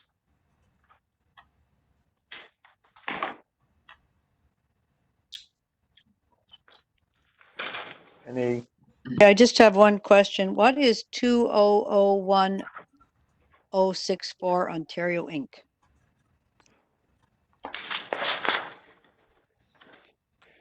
And I thought Don Mount Development Corporation had been closed. So I will look into those two matters, but my understanding is that this report is premised on the same report that came to the board last year. I don't believe that those two corporations no longer exist or have been dissolved in the intervening period, but I will confirm that before we reach out to the city. Just if Vincent's on the phone, he might be able to speak to us too. I think we can answer this question on the phone.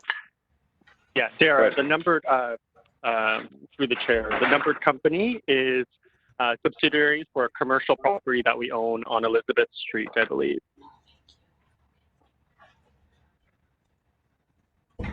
Jay with the chestnut on the other side. Yeah. Okay. Yeah. And can you speak to Mount Development Corporation as well?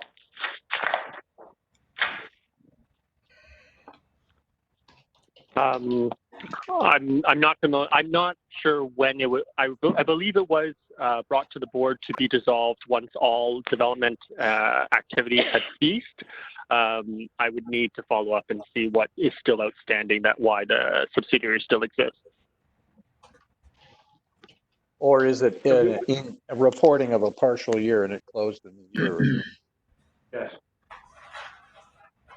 So anyway, you'll diligence that and confirm, and we'll deal with it. So can we have a motion to approve the recommendation on the AGM process?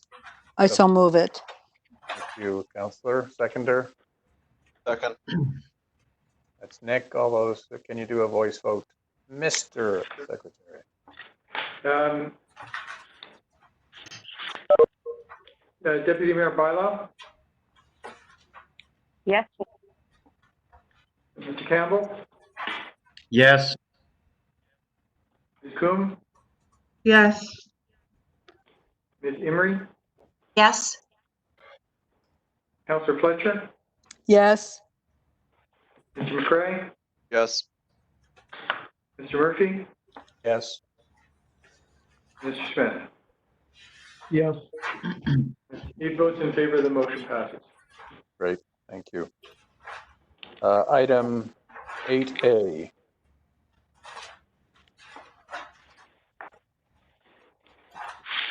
So I will take the report as read. Happy to answer any questions.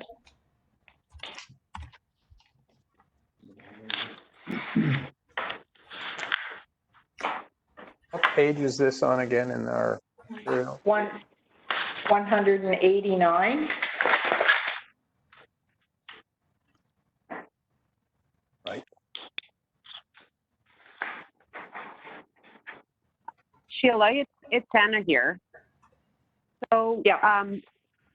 We had $25 million in our budget before, and now you're asking for an extra 7 annually. Is that correct? So, yeah, we had, when the program was initially approved, it was for 25 million over 5 years, 2017 to 2021.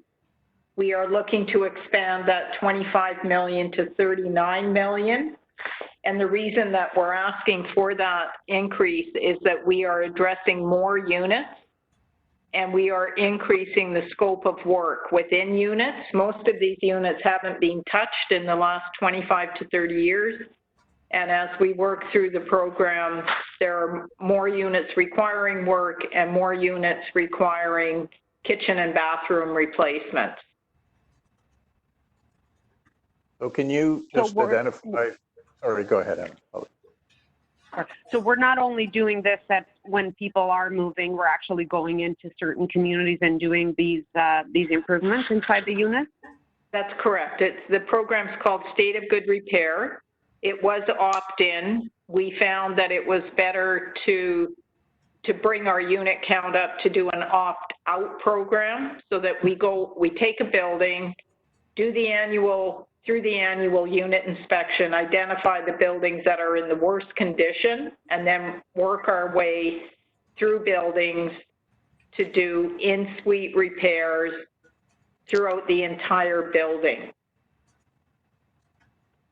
Fixed prices for unit repairs, kitchens, bathrooms, replace a floor, replace lighting, whatever is required within the unit. So can you just, it's Tim here, can you just summarize very quickly, because it's more than a 50% increase, which may be a good thing. It's just how many additional units will we be covering by virtue of the order, and how much more scope of work will there be within the unit? So if you look at the chart on page 4 and 5, you can see in the first 3 years of the program, unit counts ranged between 700 and 800 units. We're taking that up to 900 units, and the increase in cost per unit has gone from $3,000 to $4,000 per unit up to $7,000 to $10,000 per unit, and it's primarily due to replacing kitchens and bathrooms. So we're doing a more holistic repair. Correct. Within the state of good repair, both in terms of what we are doing in the units versus what we were doing in the units. So much more kitchen work. Correct. And bathroom work being done in the units. Correct. And we're also moving from an opt-in to an opt-out, which means that we're generally doing more suites. Doing basically building. all the units within the building. But so based on the 14 million extra, would you expect 900-ish units in 2021? Roughly, yeah. Maybe we will do as many units as we can. No, I understand that, but yeah, you've got a budget allocation. So what we're doing, right. So we're gonna, it's about a 12% increase in the number of units, but close to doubling of the cost per unit by virtue of the scope of work. Correct. Yeah. And what I will undertake, for the board is at the end of each year, we will report on the activity, versus what the initial plan was for these in comparison to what we actually did and explain the variance. I think had that been done in 18 and 19 as well, I think that there'd be, less confusion around this because there was a considerable jump in annual cost from 2017 to 2018. Yeah, and it may very well all be a good thing. I just think it's worthy to have. Tim, I have a question. Yep, go ahead, John. Are any of these units that are going to be refurbished in 2020 or 21, are any of these from in the planned seniors portfolio? They are in the planned seniors portfolio. We still have carriage of capital in the seniors portfolio. It's within our 10-year capital plan. Don't those capital needs go over to the new company, or isn't that all transferred over? No, they stay with us. It's the operating activity that moves over to the new corporation. So we're still responsible for the all of the building, the capital needs of the building. Yes. Does that include? But that does not include maintenance of those buildings. Correct. Right. But it does include capital. This work falls under capital. So this work would address seniors units as well as the family portfolio. And what's great is there's a clear, bright line between the two. That's information I did not know previously. I thought it was a completely separate entity responsible for all of the needs of all of those buildings from top to bottom. No, TCHC will retain ownership of the buildings, and the city will be, under the new corporation, will be operating those. Got it. Okay. At least that's what might be proposed to council, and then council will make a wise decision as always. Well said, Councillor. Any other questions or comments? I do have one more question on that. I noticed that there were a couple of vendors that dropped off of out of our roster. And so I'm wondering why we're not considering to open it up to, or add a few more to see if we can get a little bit more competition, given that there has been significant increases as well. So I will say that our buildings are tough to work in, especially within tenant units, and it's not unusual to lose a vendor. We are also, by extending these 2 one-year contracts, we're holding pricing for the unit pricing for the original contract. So it's a significant saving for the board. Okay. Okay. Any other comments? Get a motion to approve? Paula, I have a question. Oh, Paula has a question. Go ahead, please.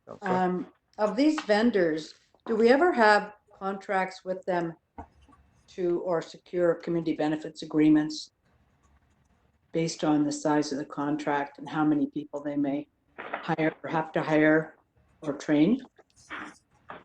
So These are that's fairly a very, very good question, Councillor. This contract, when it was let in 2017, did not contemplate community benefits, but when we tender this work again, I think it's something that we can consider.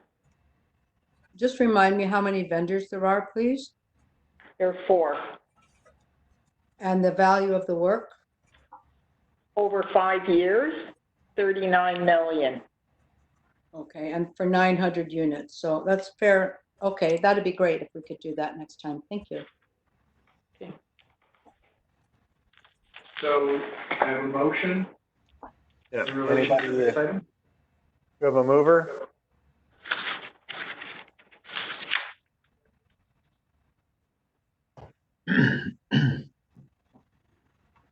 Thank you, Adele. Second. Okay. Did I hear John cough? Yes, also, no, I did not cough, but I'm happy to second it. Thank you. It's all for a And we good do- cause. It is. And we do a voice vote, Mr. Secretary. Yep. Deputy Mayor Barlow?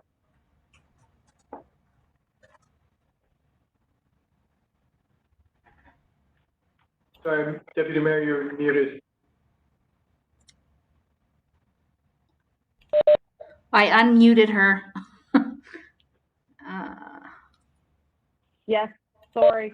I'm Thank on the you. phone and on the WebEx, so I have to unmute both of them. Sometimes I forget one. Mr. Campbell? Yes. Ms. Coombs? Yes. Ms. Emery? Yes. Councillor Fletcher? Yes? Mr. McCray? Yes. Mr. Murphy? Yes. Or Mr. Smith? Yeah. It's 8 votes in favor, the motion passes. 8B. Okay, so I can either do a brief overview presentation or take the report as read. Take it as read. Any questions? I have no questions.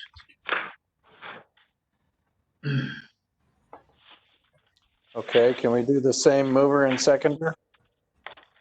I'll get a motion up. I'm in favor. All right, you just get a motion up. Yes. Thank you. Thank you, John. Yes. Getting ahead of Dara in the technology here. Where's the motion? Okay. Here's the motion. Okay. Okay, the mover was Adele, seconded by John.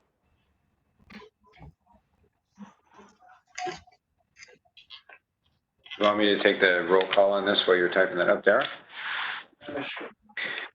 Mr. Murphy? Yes. Deputy Mayor Bylaw? Yes. Mr. Campbell? In favor? Yes. Is Ms. Coombs on? Ms. Yes. Coombs? Yes. Thank you. Ms. Douglas? No. Oh, she's not on? And She's off Upa is the not call. on, correct. Right. Ms. Emery? Yes. Mr. McCray? Yes. Councillor Fletcher? Yes? Mr. Smith? Sorry, Brian, I don't think I heard you. Yeah. Thank you. Yep. 8 in favor. Motion passes.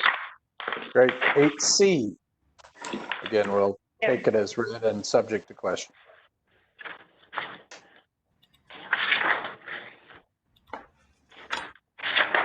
Put the motion up there.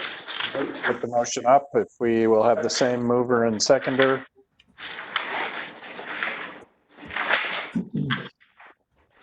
Yes. Thank you. Thank you, John. Okay. All right, you're getting the motion up there, Dara? Okay.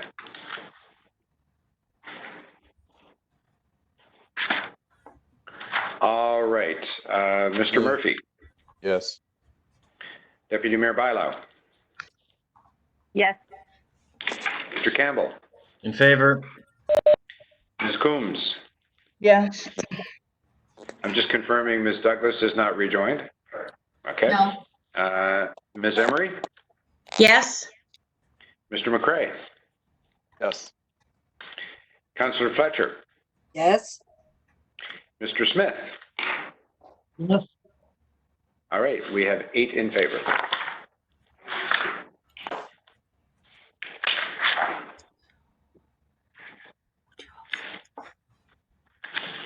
Item 9. Item 9. Okay, thanks. I believe there's a presentation.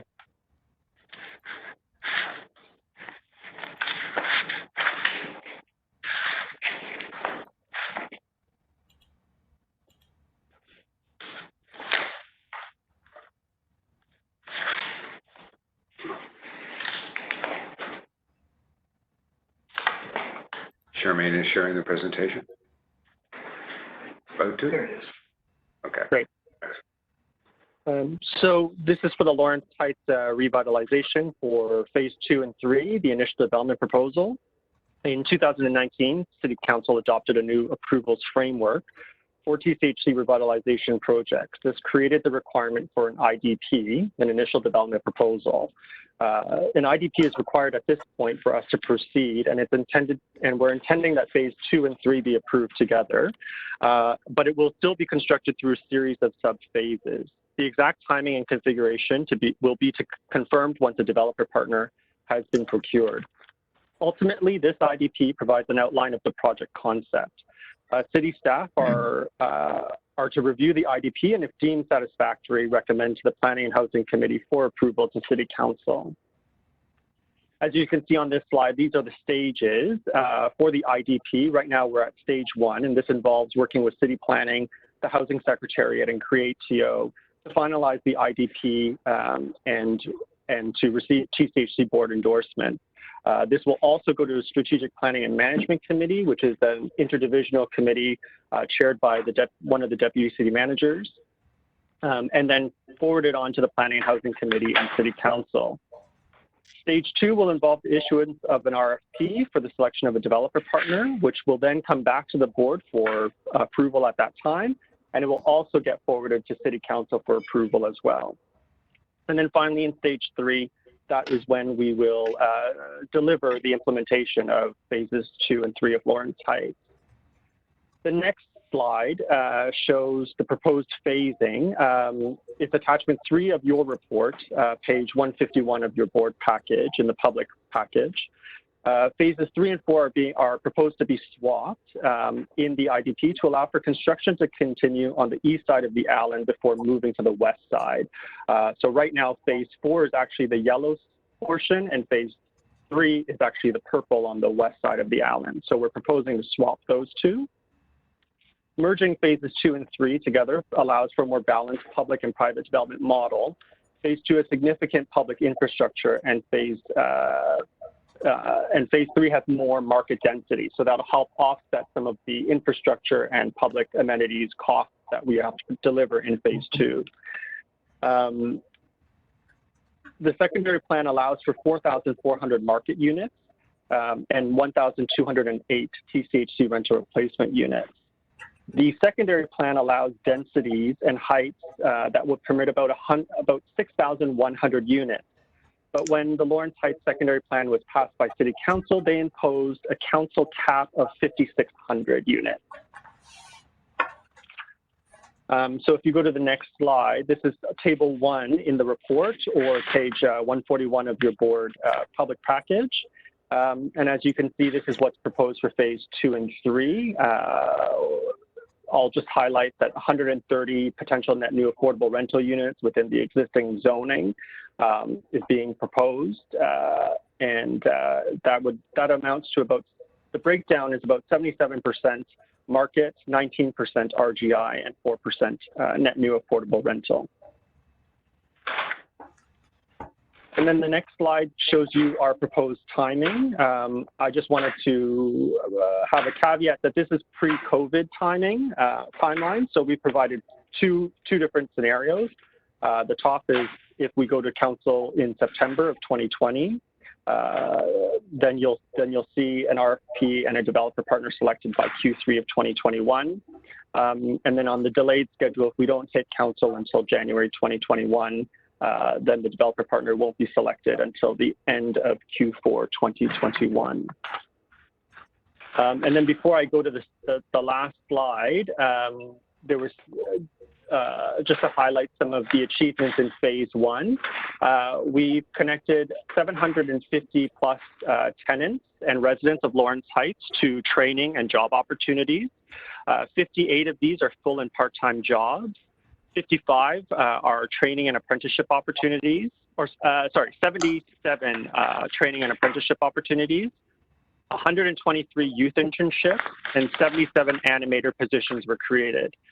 Plus, through Lawrence Heights, we've also connected about 497 job referrals for summer jobs through TCHC, and 79 local employment opportunities were referred through TCHC. The value of the commitment made by Heights Development in phase one is about $4 million, 500,000 of which is to fund the Building Our Future Limitless Heights Scholarship Program, and $3.5 million are worth of employment, training, and community development over a period of 7 to 10 years. Since 2013, we've awarded 131 scholarships for residents, 78 jobs in construction, customer service, administration, legal, creative, and community engagement. And then in conclusion, the last slide, again, just to highlight, phase 2 and 3 will see 636 replacement RGI units, the creation of approximately 2,400 new market units, 130 net new affordable rental units, in addition to a new community hub with a public park, a community center, a daycare, and a public school, and as well, new network of public streets and infrastructure. And I'm happy to answer any questions.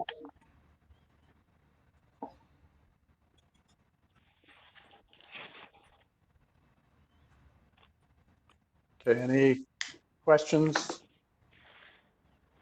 comments?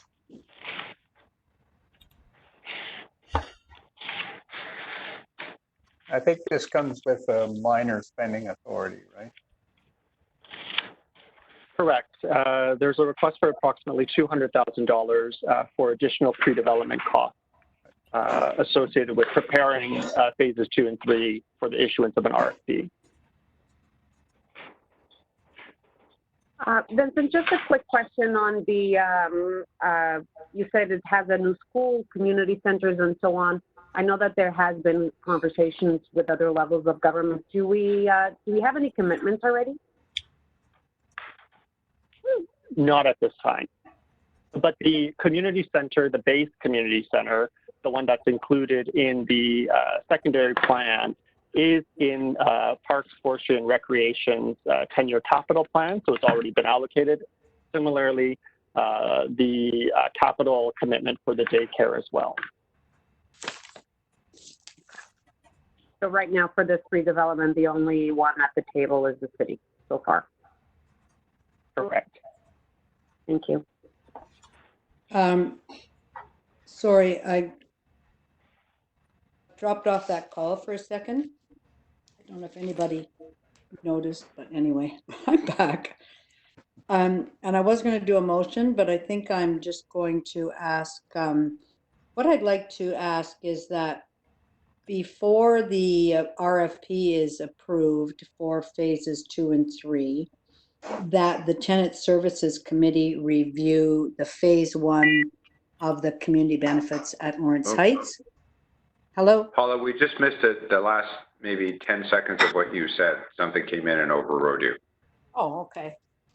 That prior to the approval of the, prior to the approval, that the Tenant Services Committee review the full community benefits for phase 1 and hard numbers as far as what was achieved, and also review the approach for phase 2 with any goals that we might have.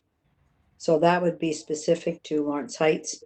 And I think as well, just through the Tenant Services Committee, we should just be looking at the achievements or how well we're doing at all of the revitalizations in terms of community benefits in jobs and long-term jobs and long-term employment, leveraging all the money that we're spending there.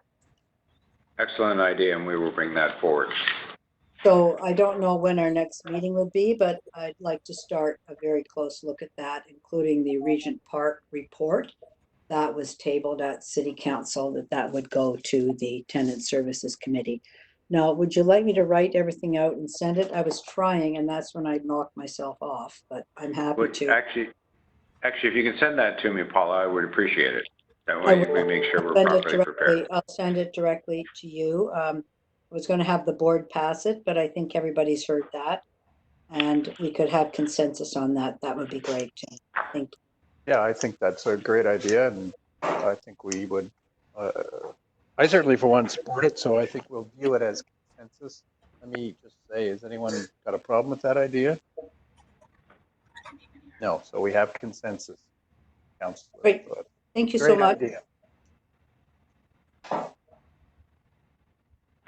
you want to take a, what, do you got the motion up for Lawrence Heights?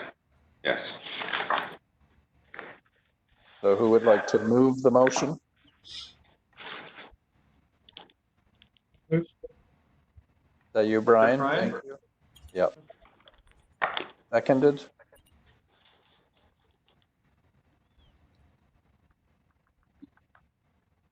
Thank you, Adele. You're welcome. Okay, I will do the roll call while there is trying to talk. I'm sorry. Sorry. I'm really sorry. I was trying to ask something else there, and it really had to do with what we're calling, what the city is. The city determining that this is a large site and would have to meet the 20% affordable housing mark. I'll ask Vincent if I could on this site because it doesn't meet it. Sure. So when City Council, through the chair, when City Council approved Lawrence Heights secondary plan, it specifically exempted Lawrence Heights from the large sites policy. So Lawrence Heights is not required to provide 20% affordable housing because City Council deemed the rebuilding of rental RGI housing to be the priority, and all funds should go towards funding that rental replacement aspect.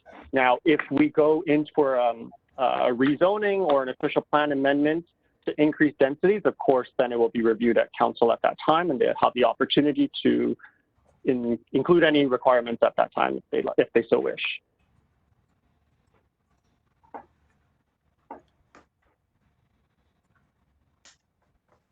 Have a follow-up, Paula? You're on mute. Vincent, wasn't this additional density for affordable housing part of the conversation out of the Auditor General's report? There was Don Somerville, Fir Grove, and Lawrence Heights next phases, as I recall, with the requirement to increase that. Do I have that wrong? Am I misremembering here today?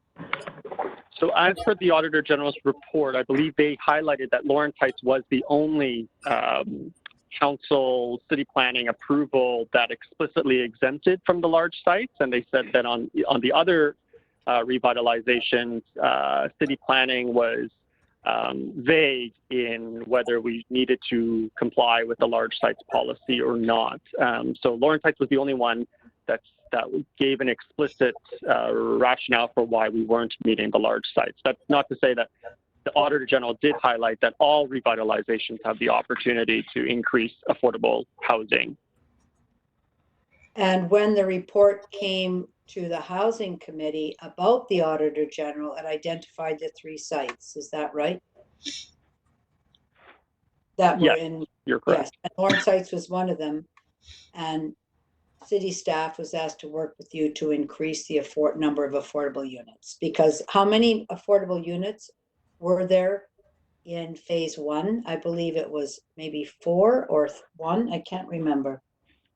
How many? So in terms of net new affordable rental, there's 0.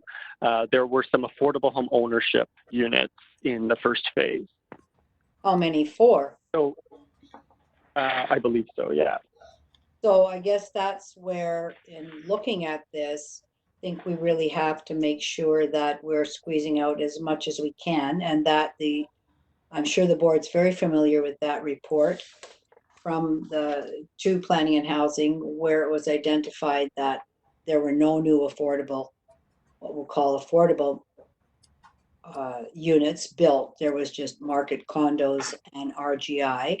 So this next 2 phases is supposed to address that. And I'm not sure that we are making up for the fact there was nothing in phase 1 significantly. Is that the total amount you're able to get from city planning, or is it the amount that you went in?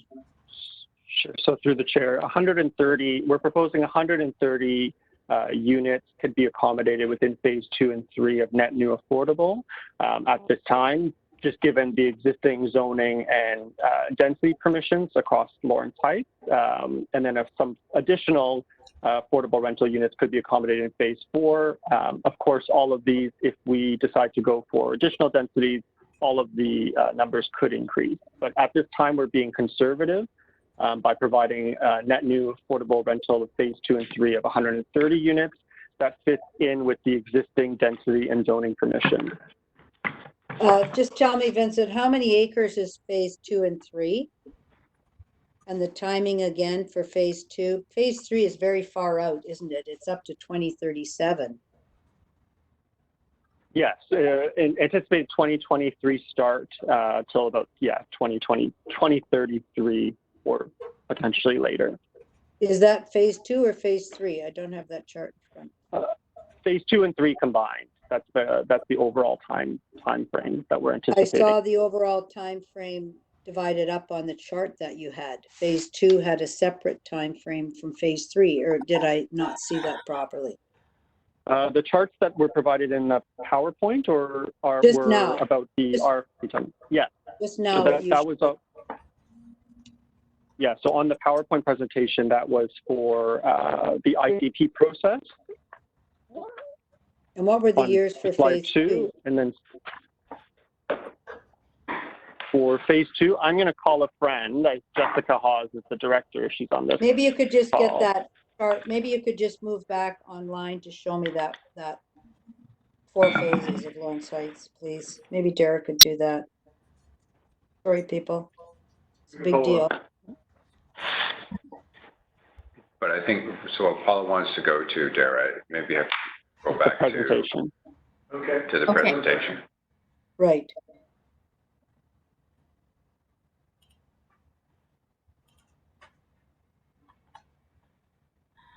So Paula, is your question around the timing of the phasing?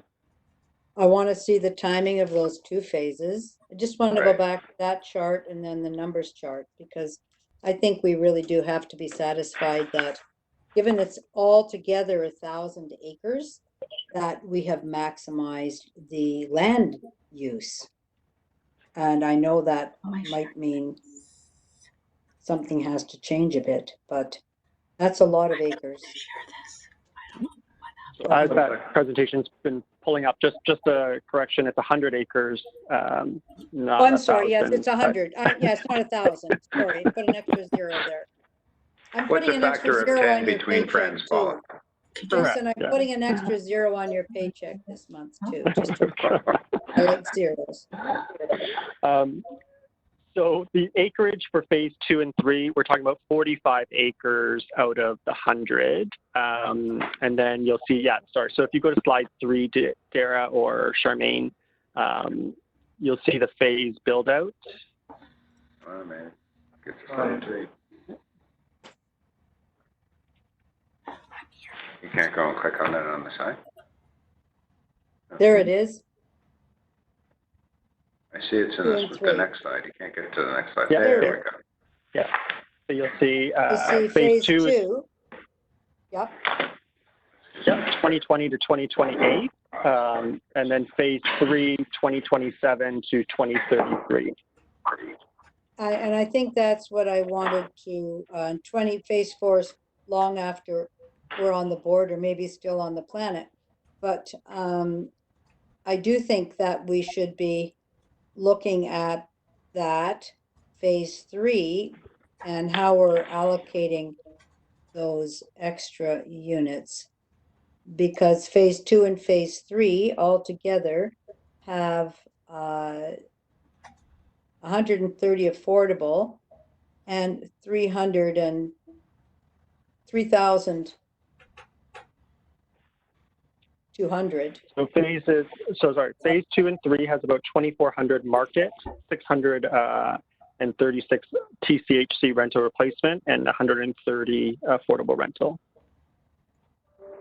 So I just wonder how we're going to be able to review. I don't want you to get caught at committee, have to go back again, because that's a lot of market versus RGI, which we have to replace, and not a lot of altogether. That's 2,400 market condos, and it'll be 730 social housing of some kind, which is not that much for 45 acres, I have to say. That's all. Vincent, before you go to committee, there's still work that you're going to do with the housing secretariat and planning and everything. This doesn't mean that this is exactly the plan that is going to go to committee. Am I correct? Correct. Okay. So we can approve this in principle with asking you to do to continue looking to increase the affordability of housing on this site. Is that possible? Yeah, I think through the chair, we can add that recommendation that that the board would like us to explore opportunities to increase affordable housing. Right now, it's really just an endorsement so that we can proceed through the city approvals process, working with our partners at CreateCO and the Housing Secretariat and City Planning. Yeah, which we understand. That's a good suggestion. Maybe if you insert that. Well, I think it's just being flagged to you, obviously, the concern that we need to see what you can do in the context of going through those approvals to maximize affordable housing component. So I think I don't think we need to amend the approvals. I think the direction is pretty clear.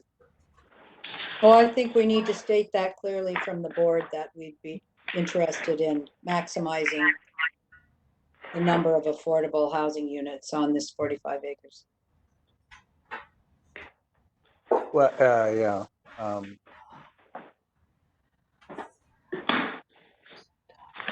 Yeah. I'm only hesitating because obviously we want that to be true, but also has to be in the context of a proposal that works within Yeah, well, we're going our ability to afford it. I don't want to get in a debate, but we're suggesting something for 2037, and maybe we should really be dealing with the next phase more closely, which is phase 2. But when we get to the end of 2037 and we have 130 units and we needed a lot more, I don't want to have been the author of that. So there's wording proposed there. How's that for you, Paula?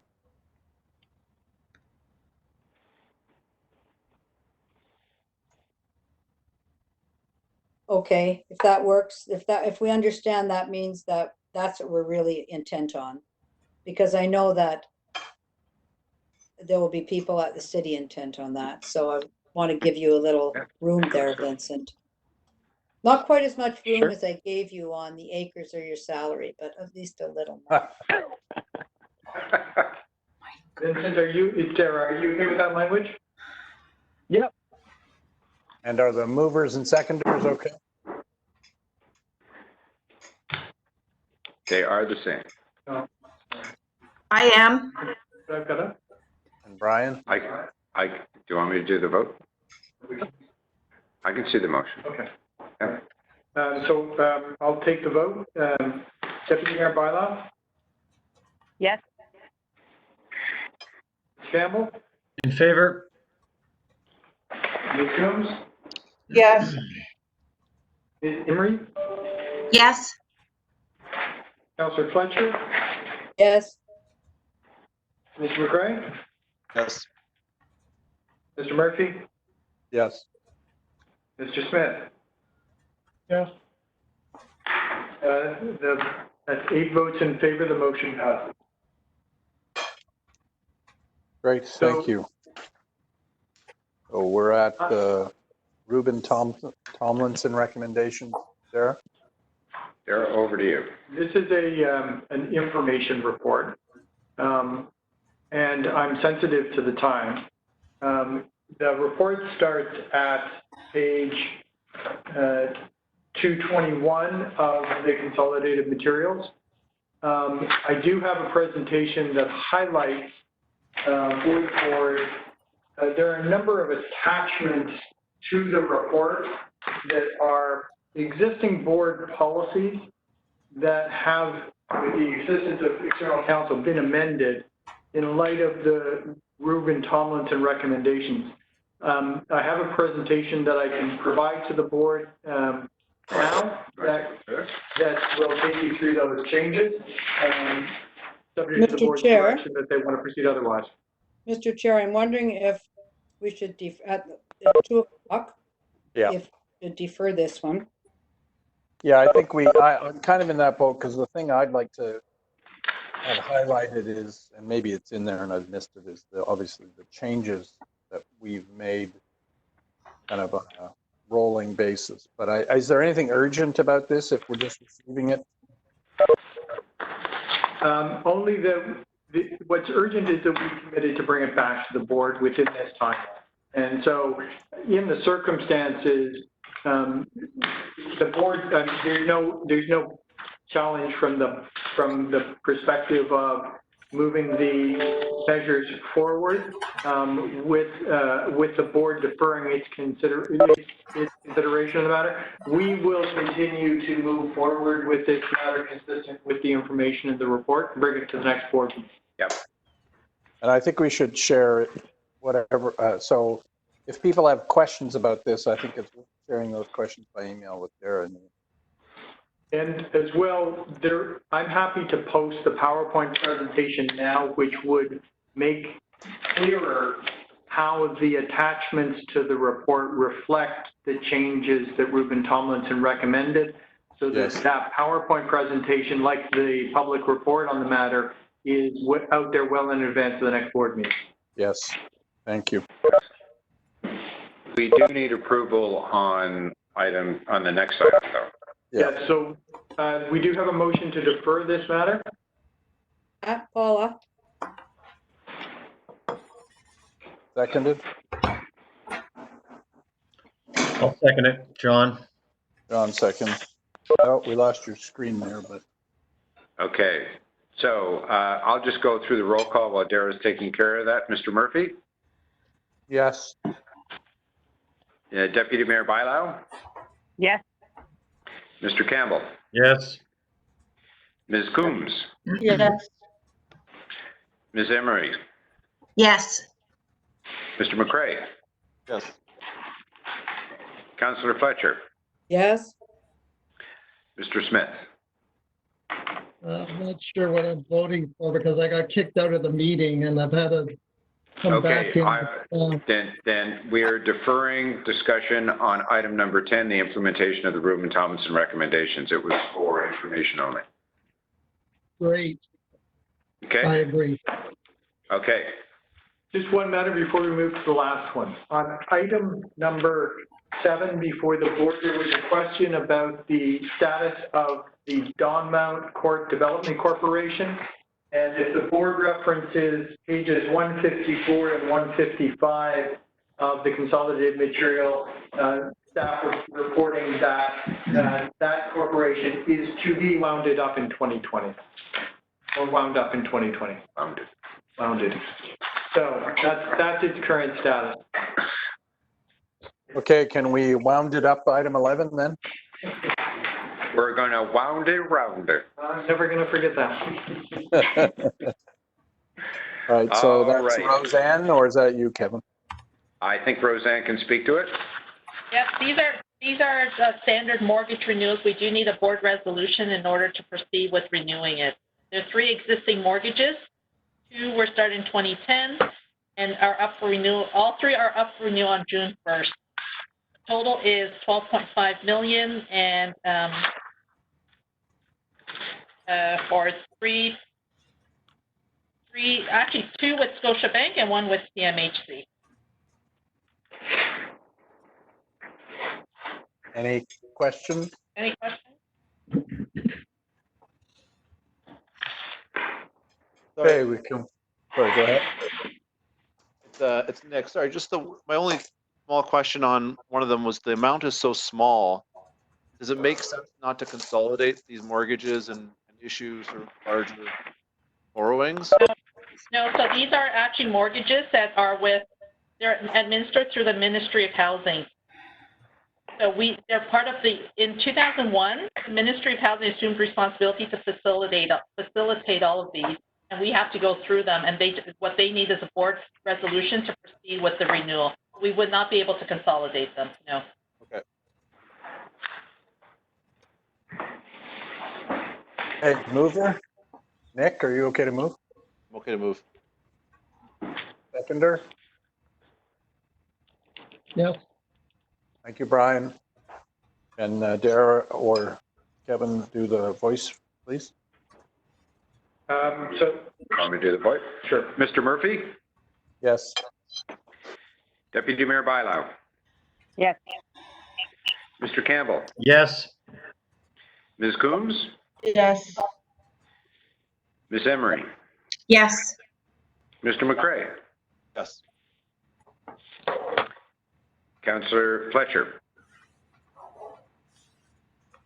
Excuse me, Councillor Fletcher, you may be on mute. No, yes, I'm yes. Thank you. Okay. Can you hear me? Mr. Smith?